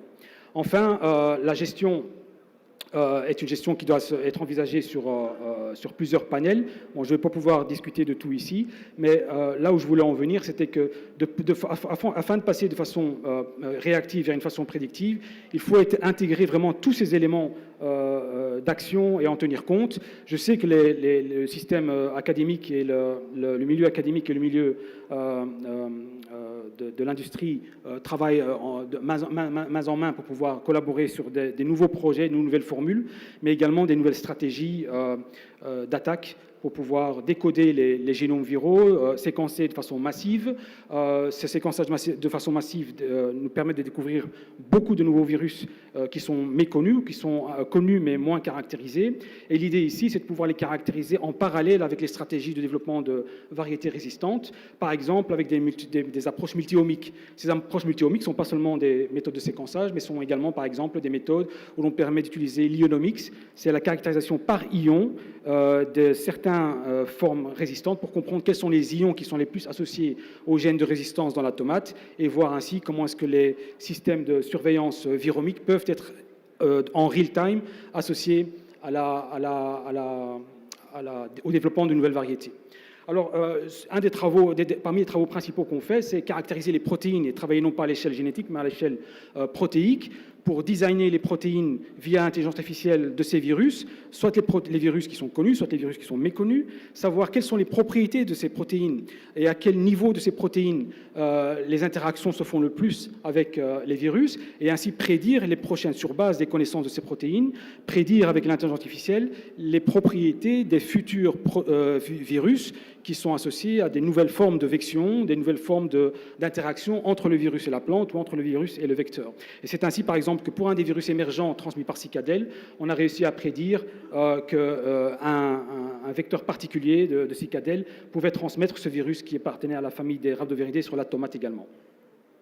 Et enfin, une des dernières choses sur lesquelles nous travaillons beaucoup, c'est le développement de ces mini-binders, des mini-anticorps qui sont très courts, biodégradables, et qui permettent d'être une alternative aux traitements actuels qui sont trop chimiques ou phytotoxiques ou dangereux pour les opérateurs de terrain, et qui sont sur base de biomolécules extraites de plantes, qui sont actuellement maintenant très en vogue, combinés à des plateformes. Vous savez, le virus que vous voyez là est extrêmement résistant. Il peut résister jusqu'à 200 ans sur la plante, ou même chez les fumeurs. Et donc l'idée, c'est de comprendre le code de la capside virale et agir sur des différents éléments des propriétés de ces capsides virales pour pouvoir déstabiliser le virus, le détruire ou alors le rendre inactif. Enfin, pour terminer, les révolutions, comme toutes les révolutions dans le domaine de l'agriculture, sont essentiellement liées à des avantages conférés par ces nouvelles technologies de l'intelligence artificielle, mais elles restent cependant très dépendantes de la qualité des informations qu'on génère, la qualité des algorithmes, la qualité des diagnostics avec lesquels on a accumulé ces informations, et enfin, le partage des informations entre les différents acteurs du secteur pour pouvoir extraire de l'information de qualité, bien contrecarrer l'émergence virale en connaissant bien le virome actuel et prédire le virome prochain, en connaissant de façon plus fine les interactions hôtes virus ou semences virus ou vecteurs virus, et enfin prédire mieux avec l'intelligence artificielle de façon complémentaire et pas pour remplacer les connaissances actuelles et les expertises actuelles, anticiper les prochaines pandémies virales sur la tomate. Avec ça, je vous remercie beaucoup pour votre attention et je remercie également tous les gens qui ont permis cette présentation aujourd'hui. Merci, Dr Tarzima. Et force est de constater que vous aviez l'attention entière de la salle. Et à ce propos, je vous invite aussi, si vous avez des questions à adresser à Dr Tarzima, je suis sûre qu'il y en a certains d'entre vous qui sont très intéressés, vous pouvez les adresser via Slido et elles seront traitées lors du panel auquel participera Dr Tarzima. Et ce sera après notre second keynote de cette deuxième session, toujours au niveau viral, l'innovation scientifique. Donc c'est l'outil, c'est la clé de survie économique pour les filières agricoles et notamment la tomate. Et là, la coopération internationale joue un rôle prépondérant. Nous avons avec nous un professeur en biotechnologie végétale. Il va nous présenter dans quelques instants l'expérience euro-méditerranéenne du projet Diversification et les solutions innovantes développées pour lutter durablement contre justement ces virus émergents, mesdames, messieurs. Veuillez accueillir chaleureusement le professeur Hervé van der Skuren. C'est très bon, merci. Bonjour à tous, merci d'être présents. Je voudrais remercier d'abord, avant de commencer à parler, les organisateurs pour cette excellente conférence.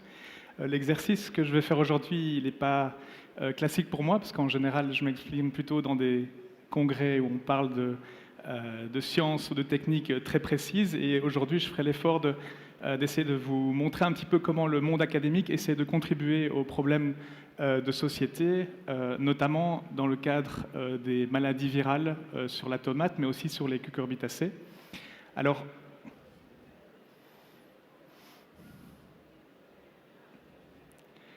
je vais attendre que la diapositive apparaisse, mais je peux déjà vous dire que donc je suis aujourd'hui ici devant vous puisque j'ai coordonné un projet européen dans lequel on a eu beaucoup de partenaires qui sont actifs dans le domaine de la recherche sur les virus, notamment tomates et cucurbitacées.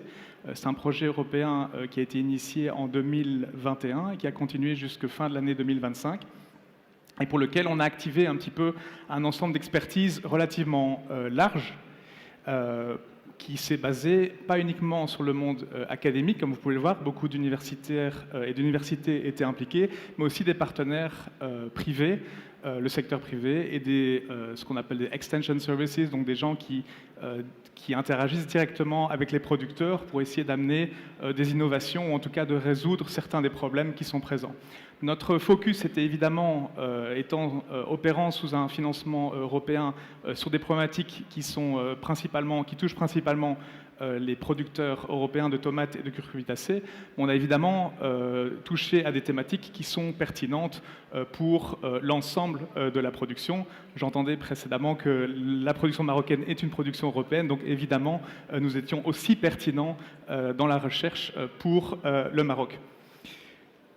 Alors, pour mettre en œuvre ce projet, ces grands projets européens, ils ont surtout pour ambition de contribuer dans différentes dimensions sur ces thématiques de maladies virales et de ne pas se focaliser sur un problème en particulier, mais plutôt d'avoir une approche assez diversifiée qui aussi s'appuie sur une expertise relativement large. Et donc, dans le cadre de ce projet, on a effectivement opéré via des dimensions différentes qui visaient d'abord, avant tout, à faire un lien avec la profession. Donc on a créé pas mal de réseaux qui nous ont permis de diffuser de l'information, mais aussi, très important, de recevoir un feedback sur les problématiques émergentes dans la filière. Et donc ça s'est opéré au travers de la création de ce qu'on appelle des stakeholders network, donc des réseaux de producteurs ou de gens associés à la production qui sont importants. Et puis on demeure malgré tout des chercheurs qui travaillons dans le domaine académique. Et donc on a aussi essayé de déployer des technologies qui nous permettent d'affiner un peu nos connaissances sur les virus en général, mais aussi de mieux comprendre l'interaction entre ces virus et la plante, qui est bien sûr l'hôte obligatoire pour les virus, mais aussi l'interaction avec les vecteurs dans le cadre de virus qui sont transmis par ces vecteurs. Dans tous ces projets, on doit aussi évidemment regarder dans quelle mesure l'impact du changement climatique va affecter la filière. Et puis, on doit, sur base de ces connaissances aussi, fournir de l'expertise au management, à la gestion de ces systèmes productifs. Et donc, on organise également des systèmes de transmission de savoir qui sont basés sur des approches un peu diverses, comme je vais essayer de vous présenter par la suite. Donc les projets, en tout cas les deux thématiques qui ont été identifiées comme extrêmement problématiques pour la production européenne de tomates et de cucurbitacées ont été les Jiminy virus, donc le New Delhi virus, qui est considéré comme une maladie très importante, en tout cas dans le sud de l'Europe, et puis évidemment le TOBRV, je pense que je ne vais pas le présenter ici, qui a été, et qui demeure une problématique assez importante un peu partout en Europe, avec dans ce cas-ci aussi un focus au niveau des systèmes productifs dans le nord de l'Europe, puisqu'on a eu effectivement les premières émergences assez importantes au niveau européen sur la partie Pays-Bas, Allemagne, mais aussi par la suite la Belgique. Alors, l'intérêt pour nous, comme je l'ai dit auparavant, c'était effectivement d'intégrer un maximum de lien avec la filière. Et donc on a organisé plusieurs événements qui nous ont permis effectivement d'aller rechercher des informations, mais aussi d'expliquer un peu notre démarche en termes de recherche. Et on a pu faire ça évidemment dans différentes langues, ce qui était aussi un élément assez important pour recevoir une participation importante. Donc chaque pays ou chaque université ou centre de recherche qui était impliqué dans les différents pays que j'ai nommés auparavant, ont organisé ce type d'événements qui ont permis aussi de collecter des informations importantes de la filière. Alors, je ne vais pas aller dans le détail, mais vous voyez ici quelques exemples de présentations qui ont été faites, de discussions ou d'ateliers qui ont été faits pour essayer d'aller collecter ces informations auprès des stakeholders. On a aussi évidemment utilisé, je pense que ça c'est un élément assez important pour nous en termes de gestion des projets européens, c'est aussi de développer des outils qui nous permettent de diffuser assez rapidement l'information dans la filière. Et on s'est rendu compte que notamment les podcasts étaient un élément assez intéressant. Les gens ne doivent pas venir directement à un événement, à un atelier, mais peuvent simplement se connecter et regarder des vidéos dans lesquelles des experts expliquent certains résultats, certaines problématiques qui peuvent être adressées par les technologies qu'on a développées. Vous voyez ici qu'on a obtenu quand même pas mal de vues sur des podcasts que nous avions développés, mais aussi des vidéos qui expliquaient un petit peu les résultats, en tout cas qui vulgarisaient nos résultats, ce qui était relativement important. On sait bien sûr, comme j'ai dit auparavant, on est allé au-delà de l'Europe. Vous voyez ici un petit peu le nombre de stakeholders qui se sont enregistrés. Donc on voit effectivement ces thématiques de maladies virales en production, cucurbitacées et tomates sont importants. Et donc on a effectivement un intérêt qui est plus global, ce qui est aussi favorisé par l'Union européenne qui souhaite effectivement développer des recherches qui ont une application plutôt globale. Donc si je reviens un petit peu à la structure, je vous ai parlé un petit peu de notre approche de dissémination. Si on regarde au niveau des outils qui sont mis en place, on est en train de faire face à une révolution. Je pense que ça a été présenté auparavant par mon collègue Rachid. On a effectivement une avancée très rapide de la technologie, mais aussi une réduction des coûts importante en termes de séquençage. Et ça nous donne un outil magique en termes de monitoring de ce qui se passe dans les champs, dans les serres. Ça veut dire qu'on est capable de suivre de façon très continue et de façon très avancée l'évolution de ces populations virales. Ça veut dire qu'on est capable de déterminer les points d'entrée de ces virus, leur évolution et finalement adapter nos stratégies de résistance ou nos stratégies de mitigation de ces problèmes sur base de ce qu'on voit en termes d'évolution de la maladie virale. Et ça demande évidemment la mise en œuvre de technologies toujours un petit peu plus avancées. Nous, on s'est focalisé sur une technologie nanopore qui nous permet aussi de faire des séquençages complets des virus végétaux. Ce que je vous dis maintenant sur les virus s'applique aussi à l'amélioration végétale. Je n'aurai pas l'occasion d'en détailler les tenants et les aboutissants, mais en tout cas, notre capacité à séquencer le vivant amène un changement assez important de paradigme dans notre façon de concevoir l'évolution et l'innovation variétale dans un futur relativement proche. Je pense qu'on y reviendra. Donc ce qu'on a mis en place, c'est des plateformes qui nous permettent assez facilement de séquencer des échantillons, mais aussi de très rapidement identifier quelle est la variation au sein de ces échantillons, de la variation des populations virales, ce qui nous permet de conclure par la suite sur l'évolution, l'introduction, enfin, comme je l'illustrerai dans les slides suivantes, de ces virus qu'on retrouve au niveau du champ. Ces technologies, elles nous permettent aussi d'avoir un affinement, en tout cas, de notre connaissance du virus. On se rend compte que les virus, ils opèrent par des mécanismes de recombination, de mutation assez importants. Et donc, on peut aussi utiliser ces outils de séquençage pour avancer rapidement sur une meilleure compréhension du virus qui, in fine, nous permettra de développer des solutions adaptées au secteur.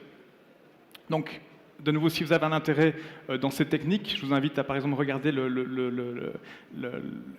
la plateforme Genome Detective, qui est, par exemple, une plateforme de référence qui vous permet, par la suite, de distinguer les différents virus que vous avez présents dans vos populations. Je ne voudrais pas aller dans le détail, mais en tout cas, on a vraiment développé des plateformes assez avancées, assez élaborées, qui, comme vous le voyez ici, nous permettent d'aller détecter de façon assez significative des variants qui sont présents à des pourcentages relativement faibles dans les populations et de déterminer si ces variants ont un potentiel de contourner, par exemple, les résistances qui sont présentes ou qui sont déployées par les compagnies semencières. Alors si on applique ces technologies, par exemple, alors je vais vous donner un petit exemple, on se rend compte par exemple qu'en séquençant les échantillons qu'on obtient d'Espagne et de France, on peut voir effectivement une évolution, en tout cas on peut conclure que les virus, en tout cas le New Delhi, a été introduit de l'Espagne vers la France, et puis on peut voir aussi une forme de diversification qui s'opère sur le territoire français, qui s'explique par différents facteurs, hein, par des introductions multiples, mais aussi par le fait qu'il y a une diversité génétique qui est déployée sur le terrain, qui influence finalement ces populations virales qui évoluent au gré de la diversité génétique qu'on déploie dans le terrain. Donc, ces techniques de séquençage, elles nous permettent aussi d'avoir un diagnostic relativement fin sur ce qui se passe sur le terrain et d'adapter finalement les variétés qui sont attestées pour les agriculteurs, ou en tout cas d'avoir une meilleure compréhension de comment les variétés vont devenir sensibles ou vont maintenir leur résistance sur un temps plus long. On peut faire la même chose sur le TOBRV. Alors ça, c'est une autre conclusion. On voit que effectivement, ce que je vous ai montré auparavant sur les virus de type ADN, de type Gemini virus, on voit effectivement différents mécanismes d'évolution virale qui sont en jeu quand ces virus sont confrontés à des résistances déployées sur le terrain. On se rend compte par contre sur le TOBRV qu'on a un virus qui est relativement stable, en tout cas d'un point de vue génétique, très peu de mutations, très faible niveau de mutation, et donc on a quelque chose qui est relativement stable. Ça veut dire que ça nous donne potentiellement des espoirs, on y reviendra, mais en termes de déploiement de solutions génétiques, si on trouve une résistance relativement stable au TOBRV, ce virus n'a pas une capacité de mutation très élevée, en tout cas sur base de ce qu'on a séquencé jusqu'à présent. Donc si on fait un plotting finalement de ces virus, en tout cas de ce TOBRV, on se rend compte effectivement qu'il y a très peu de variations. On a séquencé ça sur une période de 6-7 ans et on voit effectivement que ce virus, il est extrêmement stable, très peu de variations, qu'on échantillonne à différents endroits, en France, en Belgique, en Allemagne, on voit extrêmement peu de variations du virus. On ne travaille pas uniquement sur le virus. Ce consortium, il avait aussi pour objectif d'identifier des nouvelles sources de résistance. Alors, il y a toujours un peu des problèmes de confidentialité, on ne peut pas donner tous les éléments, mais en tout cas, on a identifié des nouvelles sources de résistance dans ce consortium, avec des groupes de recherche à différents endroits qui travaillent aussi activement avec le secteur privé pour guider finalement ces secteurs privés vers des nouvelles sources de résistance à déployer.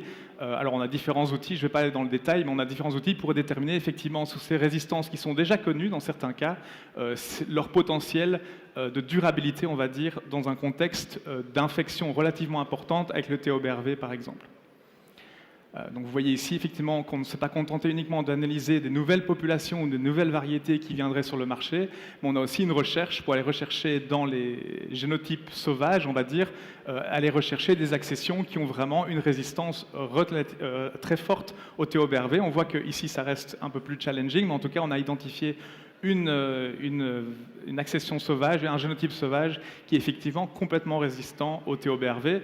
Ça ne veut pas dire qu'on a une solution qui va être déployable dans les semaines ou dans les mois à venir. Ça va prendre du temps pour redéployer cette solution, mais en tout cas, on a une base génétique qui peut être utilisée.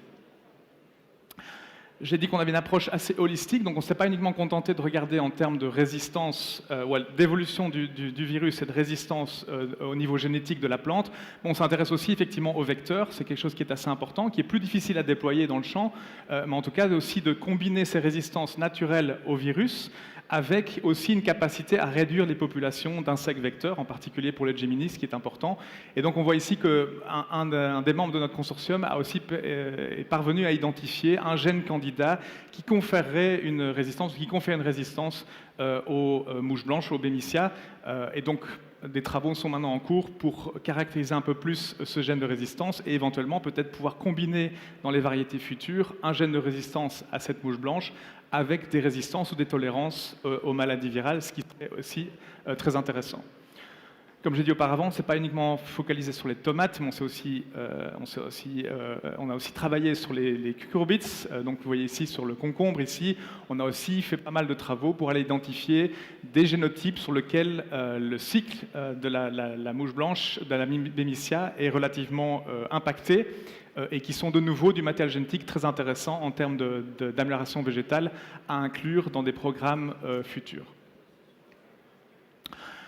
Ceux qui connaissent un peu l'historique des gens qui travaillent sur les tobamovirus, ils auront aussi connaissance qu'on s'est rendu compte assez tôt dans la recherche fondamentale qu'il y avait moyen aussi d'induire des résistances, en tout cas une immunité naturelle au niveau de la plante par certains traitements, notamment des traitements hormonaux. Et donc on a aussi testé finalement les capacités de différents traitements sur la plante, qui incluent notamment des traitements hormonaux, pour voir si effectivement un pré-traitement de ces plantes permettait de réduire la présence du TOBRV au niveau de ces plantes, de ces tomates. Et on se rend compte effectivement que certains pré-traitements ont aussi une capacité à réduire la réplication, en tout cas l'infection et la réplication de ce TOBRV, ce qui représente peut-être une autre solution à déployer dans le futur, dans le cas où on aurait des difficultés à identifier des résistances stables au niveau génétique. De nouveau, approche très holistique, donc on s'est intéressé aussi à une autre dimension qui est aussi de comprendre comment ces virus se maintiennent dans l'environnement, parce qu'on a beaucoup de travaux d'éradication, en tout cas les agriculteurs, les producteurs passent beaucoup de temps à essayer de réduire la pression virale dans leur zone de production, mais on se rend compte aussi qu'en faisant du séquençage sur base des techniques que je vous ai présentées auparavant, on est capable aussi d'aller identifier sur quelles espèces végétales le virus est capable de se maintenir dans les périodes où il n'y a pas de production de tomates ou de cucurbitacées, mais aussi dans quelle mesure cette hôte alternative, cette hôte sauvage, qui sont souvent des adventices, dans quelle mesure le virus évoluerait plus rapidement dans cette adventice, qui est quelque chose qui nous inciterait, en tout cas qui inciterait effectivement à déployer des programmes d'éradication finalement dans les zones de production de ces plantes, de ces espèces en tout cas, sur lesquelles les virus peuvent rester durant la période hivernale par exemple. On s'intéresse aussi, alors de nouveau ce que je vous expliquais auparavant, ces techniques de séquençage de virus nous permettent d'avoir une vue très pointue de ce qui est présent dans l'environnement. On détecte par exemple des virus qui ne sont pas rapportés au départ dans les plantes, dans les tomates ou dans les cucurbitacées, mais qu'on retrouve au niveau des vecteurs, dans ce cas-ci de Bemisia. Donc on se retrouve avec des vecteurs dans lesquels on retrouve des virus pour lesquels on ne trouve pas de présence directe au niveau des plantes produites. Si on reprend ces virus et qu'on les inocule dans ce cas-ci à la tomate, on se rend compte qu'en fait, ces virus ont une capacité de réplication dans la tomate et pourraient à l'avenir, en fonction peut-être des changements climatiques ou du matériel végétal qu'on déploie dans les champs ou dans les serres, on pourrait se retrouver effectivement, comme on le voit ici, un impact assez important de ce Whitefly Associated Begomovirus 7, qui est un virus qui pour l'instant ne pose pas problème, mais pour lequel on voit qu'une expansion de ce virus pourrait créer des problèmes importants. Donc de nouveau, l'importance aussi d'identifier la stabilité de nos résistances qui sont déployées au champ pour s'assurer qu'effectivement on ne déploie pas du matériel qui est effectivement très sensible à d'autres virus qui sont pour l'instant pas problématiques.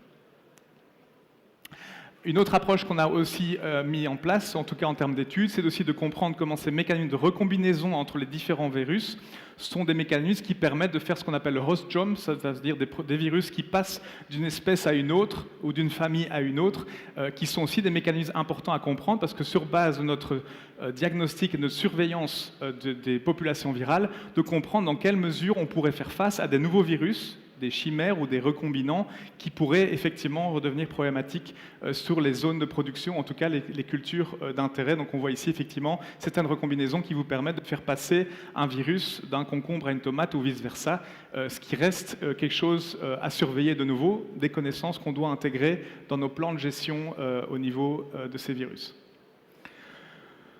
Comme vous le savez tous, on ne retrouve pas, quand on séquence du matériel végétal dans les serres ou dans les champs, on se retrouve rarement avec une seule infection virale. C'est le pouvoir aussi, quand on est capable de séquencer de façon assez profonde ces échantillons. Donc on retrouve effectivement la présence de plusieurs virus et on sait que la combinaison de plusieurs virus peuvent affecter la résistance naturelle qui est déployée au champ. Et donc il y a aussi une nécessité de regarder comment ces combinaisons de différents virus pourraient affecter sur le long terme ces résistances naturelles au niveau des plantes concernées. Donc on a aussi fait pas mal d'études pour essayer de comprendre si une combinaison de 2 ou 3 virus a un impact sur des résistances naturelles qui sont actuellement déployées au champ.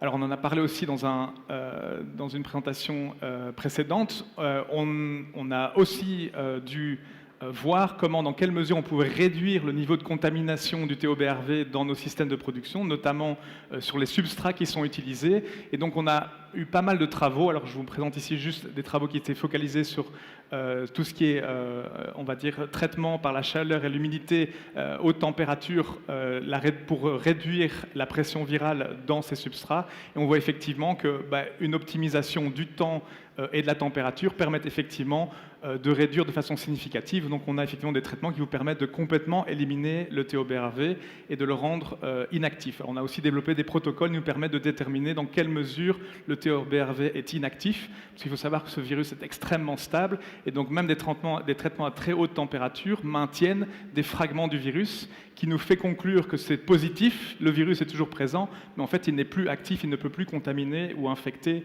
la plante. Donc on a aussi mis en place ce type de protocole qui, à mon sens, est aussi très important. Et puis une autre façon de contourner ce problème, ou en tout cas de limiter l'impact de ce problème, c'est effectivement de travailler avec des rootstocks qui sont résistants.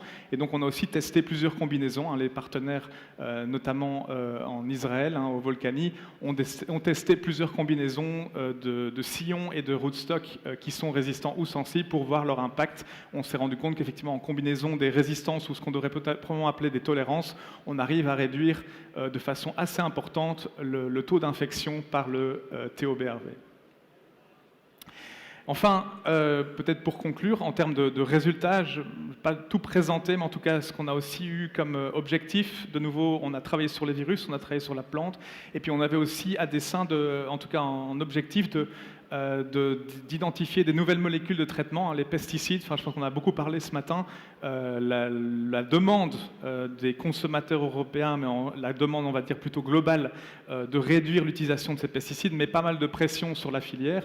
Et donc, il y a aussi une nécessité de trouver des alternatives aux traitements chimiques qui sont actuellement utilisés en production tomates notamment, pour réduire effectivement l'utilisation de ces molécules synthétiques dans nos productions. Donc on a mis en place aussi une espèce de plateforme qui nous permet d'identifier des extraits ou des molécules, on va dire, naturelles, qui permettent de réduire les traitements, en tout cas de réduire l'utilisation. Vous voyez ici les noms des molécules de contrôle qu'on a utilisées, notamment le sulfoxaflor par exemple, ou l'acétamamipride. Donc on a utilisé des pesticides classiques pour comparer un peu l'effet de nouvelles molécules, et on a trouvé effectivement pas mal de traitements, en tout cas certains traitements qui sont extrêmement prometteurs. Alors, on trouve toujours des résultats qui sont relativement intéressants au labo, et notre idée dans ce projet, c'était aussi de voir dans quelle mesure ils peuvent avoir un impact. En tout cas, ils peuvent être déployés comme solution au champ. Et donc, on a travaillé, ayant une base assez large dans ce consortium, on a travaillé effectivement avec le test de ces molécules dans différentes conditions. Vous voyez, en conditions serre en Allemagne, en serre plastique au niveau de l'Espagne, et puis en conditions semi-champ au niveau de l'Italie, pour démontrer la pertinence de certains de ces traitements. Et donc, on a 2 ou 3 traitements qui sont vraiment des traitements naturels qui permettent de concurrencer les molécules classiques qui sont utilisées actuellement pour réduire les populations de mouches blanches. Alors, je dois conclure en remerciant évidemment tous les partenaires. Je pense qu'ils sont plus ou moins tous là. C'était lors d'une réunion d'équipe il y a 2 ans, je pense. Donc, je remercie évidemment tous les partenaires qui sont aussi listés au début, toutes les institutions qui ont contribué à ce travail. Et puis, je vous invite aussi à visiter le site internet, parce que tout ce qui est résumé d'applications, tout ce qui est vidéocapsules qui rapportent un peu les résultats, mais aussi les différents traitements qui peuvent être opérés pour réduire l'impact de ces maladies virales dans nos systèmes de production, vous les retrouvez ici sur ce site internet. Donc je vous invite à le consulter si c'est intéressant pour vous. Je vous remercie pour l'attention.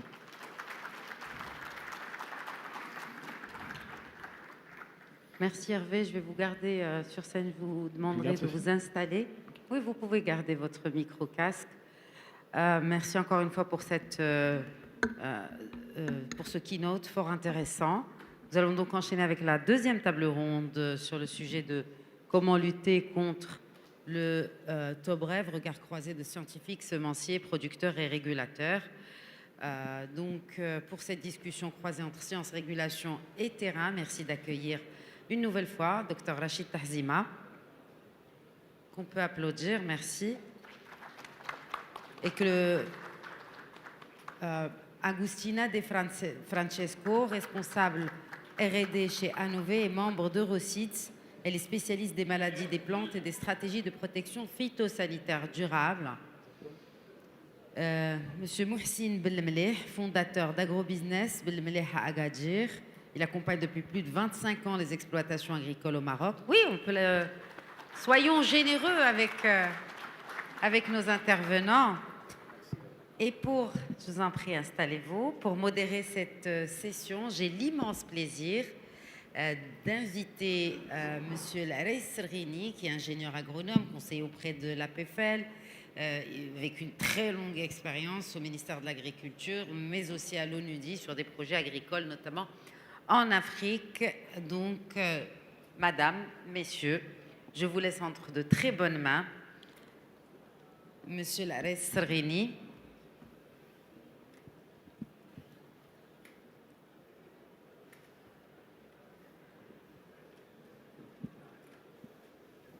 Et notre quatrième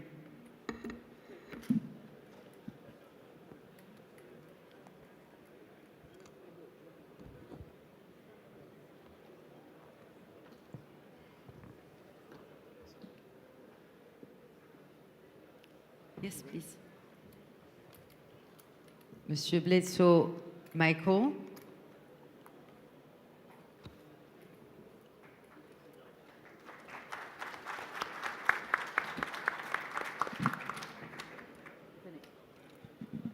Merci, Madame Hassan. Un grand plaisir. Et ça va être difficile de coordonner cette séance après le travail d'une grande icône des médias marocains que représente Madame Hassan Khadija. Merci encore. Monsieur Taïb, selon ça, est-ce qu'il est?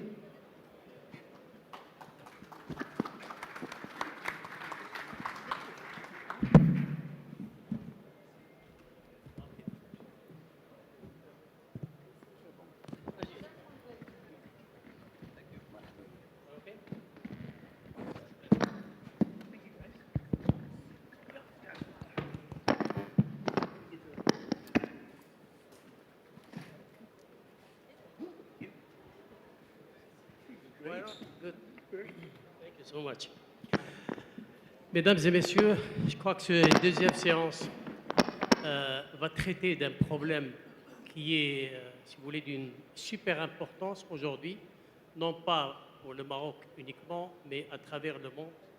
Je crois que nous avons tous vécu le Covid en tant que globe, et l'une des meilleures conclusions que l'on pourrait dire que le globe n'est plus le même après Covid et avant Covid. Pour la question de la tomate, il y a 10 ans, on a eu l'avènement d'un virus, le tobref. Vous avez entendu 2 présentations juste avant ce panel qui ont traité du tobref et de l'importance du tobref et des conséquences du tobref. Je vais m'arrêter sur 2 remarques fondamentales pour animer cette séance. La première, je reprends de Dr Tassima. Dans vos slides, vous avez dit que le volume global de pertes liées à ce Covid, ce tobref, est à peu près de 30%. D'accord. Et que les pertes financières sont de 30 à 50 billion of dollars. Am I right? Good. Quels sont les gens qui ont payé la grande facture? Comment la science a réagi pour atténuer l'effet de ce virus? Comment la génétique a réagi aussi pour atténuer l'effet du virus sur les agriculteurs? Peter, tout à l'heure, de No Self Foundation, il a dit que le point focal, c'est comme un golf, le point d'impact, c'est le revenu de l'agriculteur. Ces pertes en volume, ces pertes financières ont été payées par la seule personne qui est le producteur. Entre autres, Le TOBREF a été aussi une opportunité pour les scientifiques, pour se mettre en valeur et exercer un travail fondamental, exceptionnel, pour aider. C'était aussi une opportunité pour les industries, l'industrie de la semence, l'industrie de l'hygiène, etc., etc. Donc c'est toute une dynamique qui a fait qu'aujourd'hui, on est là. Alors, dans ce panel, on va le diviser, si vous voulez, comme nous sommes très nombreux, we cannot take all the time we want. We would like to. So I will go around first to ask the first question. How did the producers take the shock? Et ma question va aller à Simo Hsine. Vous êtes fort de plusieurs années d'expérience avec l'une des sociétés, si vous voulez, iconiques de la production maraîchère et de la tomate, notamment Azura. Aujourd'hui, vous êtes, si vous voulez, sur le niveau du conseil, donc fréquemment en contact avec les producteurs. Dites-nous, en très peu de mots, comment l'agriculteur a reçu le choc? Comment il s'est comporté avec ce choc? Merci Sil Arais, merci Madame Sihem et tous les organisateurs. Pour moi, je suis là pour partager mon expérience après une dizaine d'années d'expérience avec le TOBREF. Maintenant, il n'est plus un sujet exceptionnel.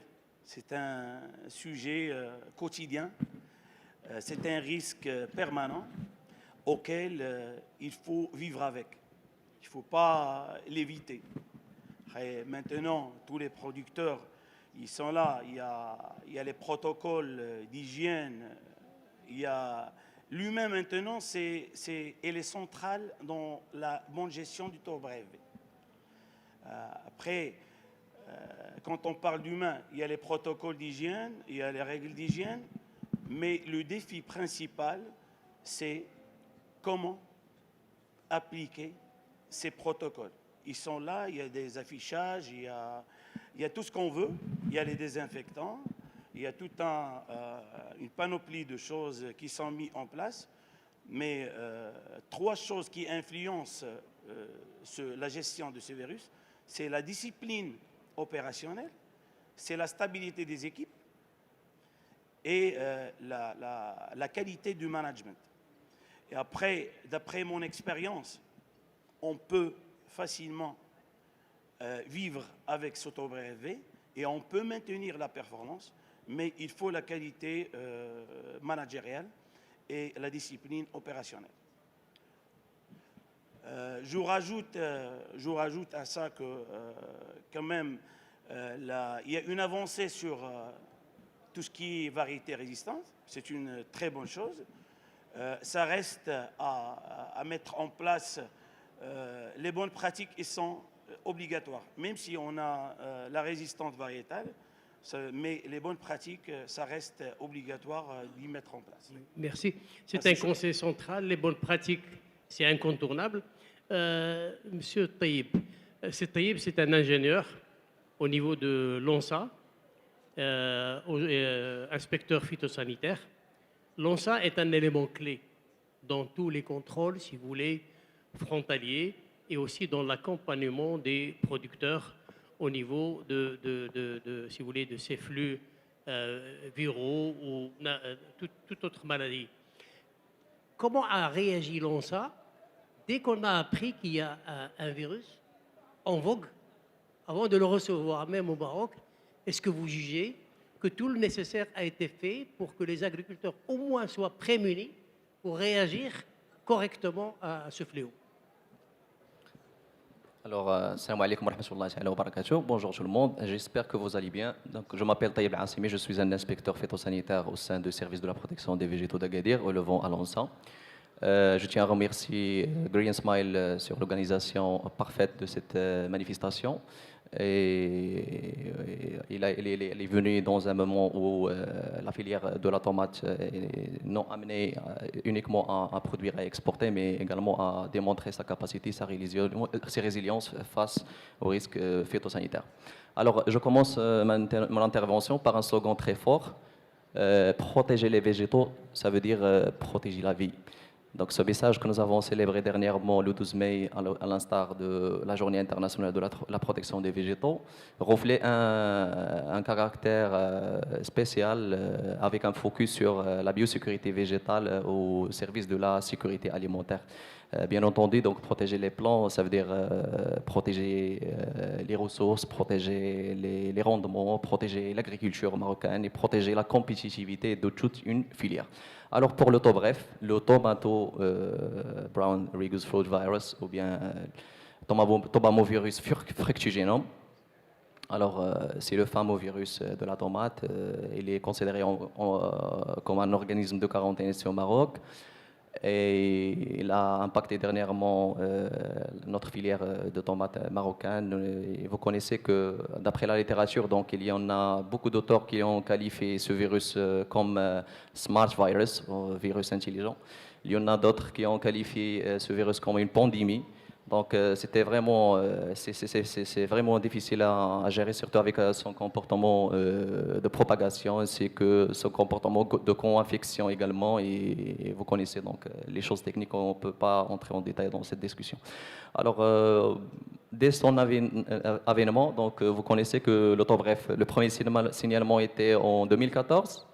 Et depuis ce temps, donc l'ONSA s'est engagé dans un PRA, ça veut dire Pest Risk Analysis, qui a duré un certain temps, donc pour bien entendu donc analyser la situation phytosanitaire en tenant compte des enjeux des importateurs marocains, surtout qu'on importe beaucoup les semences, on a une dépendance à certains pays. Et du coup, les outputs de cette PRA ont conduit à des exigences phytosanitaires à l'importation qui ont été vues à la première fois comme draconiennes et bien sûr sévères. Et voilà, donc un plan de surveillance à l'importation, des contrôles renforcés, des analyses au laboratoire et tout ça. Mais généralement, avec cette rigueur, donc on a pu retarder le virus parce que vous connaissez que l'expansion en 2018 vers l'Union européenne, donc on a pu retarder le virus vers 2022, la fin de 2021-2022. Et ensuite, on a passé à la gestion. On n'est plus à la prévention, mais à la gestion, raison pour laquelle nous avons mis en place une approche nouvelle, une approche systémique, conformément à la norme 14, suivant une combinaison de certaines mesures. On a analysé les points critiques depuis l'importation vers la station de conditionnement. Donc, on a exigé certains protocoles, certaines exigences de biosécurité pour qu'on puisse mentionner, c'est que le virus a été introduit au Maroc en 2022. Alors, en fait, il est en 2014 et 2016. Il a été déjà, et nous étions entourés aussi de... Je ne sais pas pourquoi Est-ce que vous avez jamais discuté avec les collègues européens et le flux est toujours du nord vers le sud. Pourquoi? Une question que tout le monde se pose ici. C'est-à-dire, aujourd'hui, on n'a pas encore envoyé du Maroc, nous sommes aussi intensivement productifs, mais on n'a pas envoyé un fléau quelconque. De l'autre côté. Vous parlez de l'export des semences? Est-ce que vous vous êtes posé cette question? Est-ce que vous parlez de la production de semences? Non, je parle des pestes en général. D'accord. Name it, it came from the north to the south. To us, I mean. But, yeah. Certainement, parce que normalement, lorsqu'on parle de l'analyse du risque phytosanitaire en général, vous connaissez que les plants et les semences sont catégorisés en catégorie 1, ça veut dire high risk. Et du coup, le Sud, toujours, donc, il importe. Il n'exporte pas. Donc, on a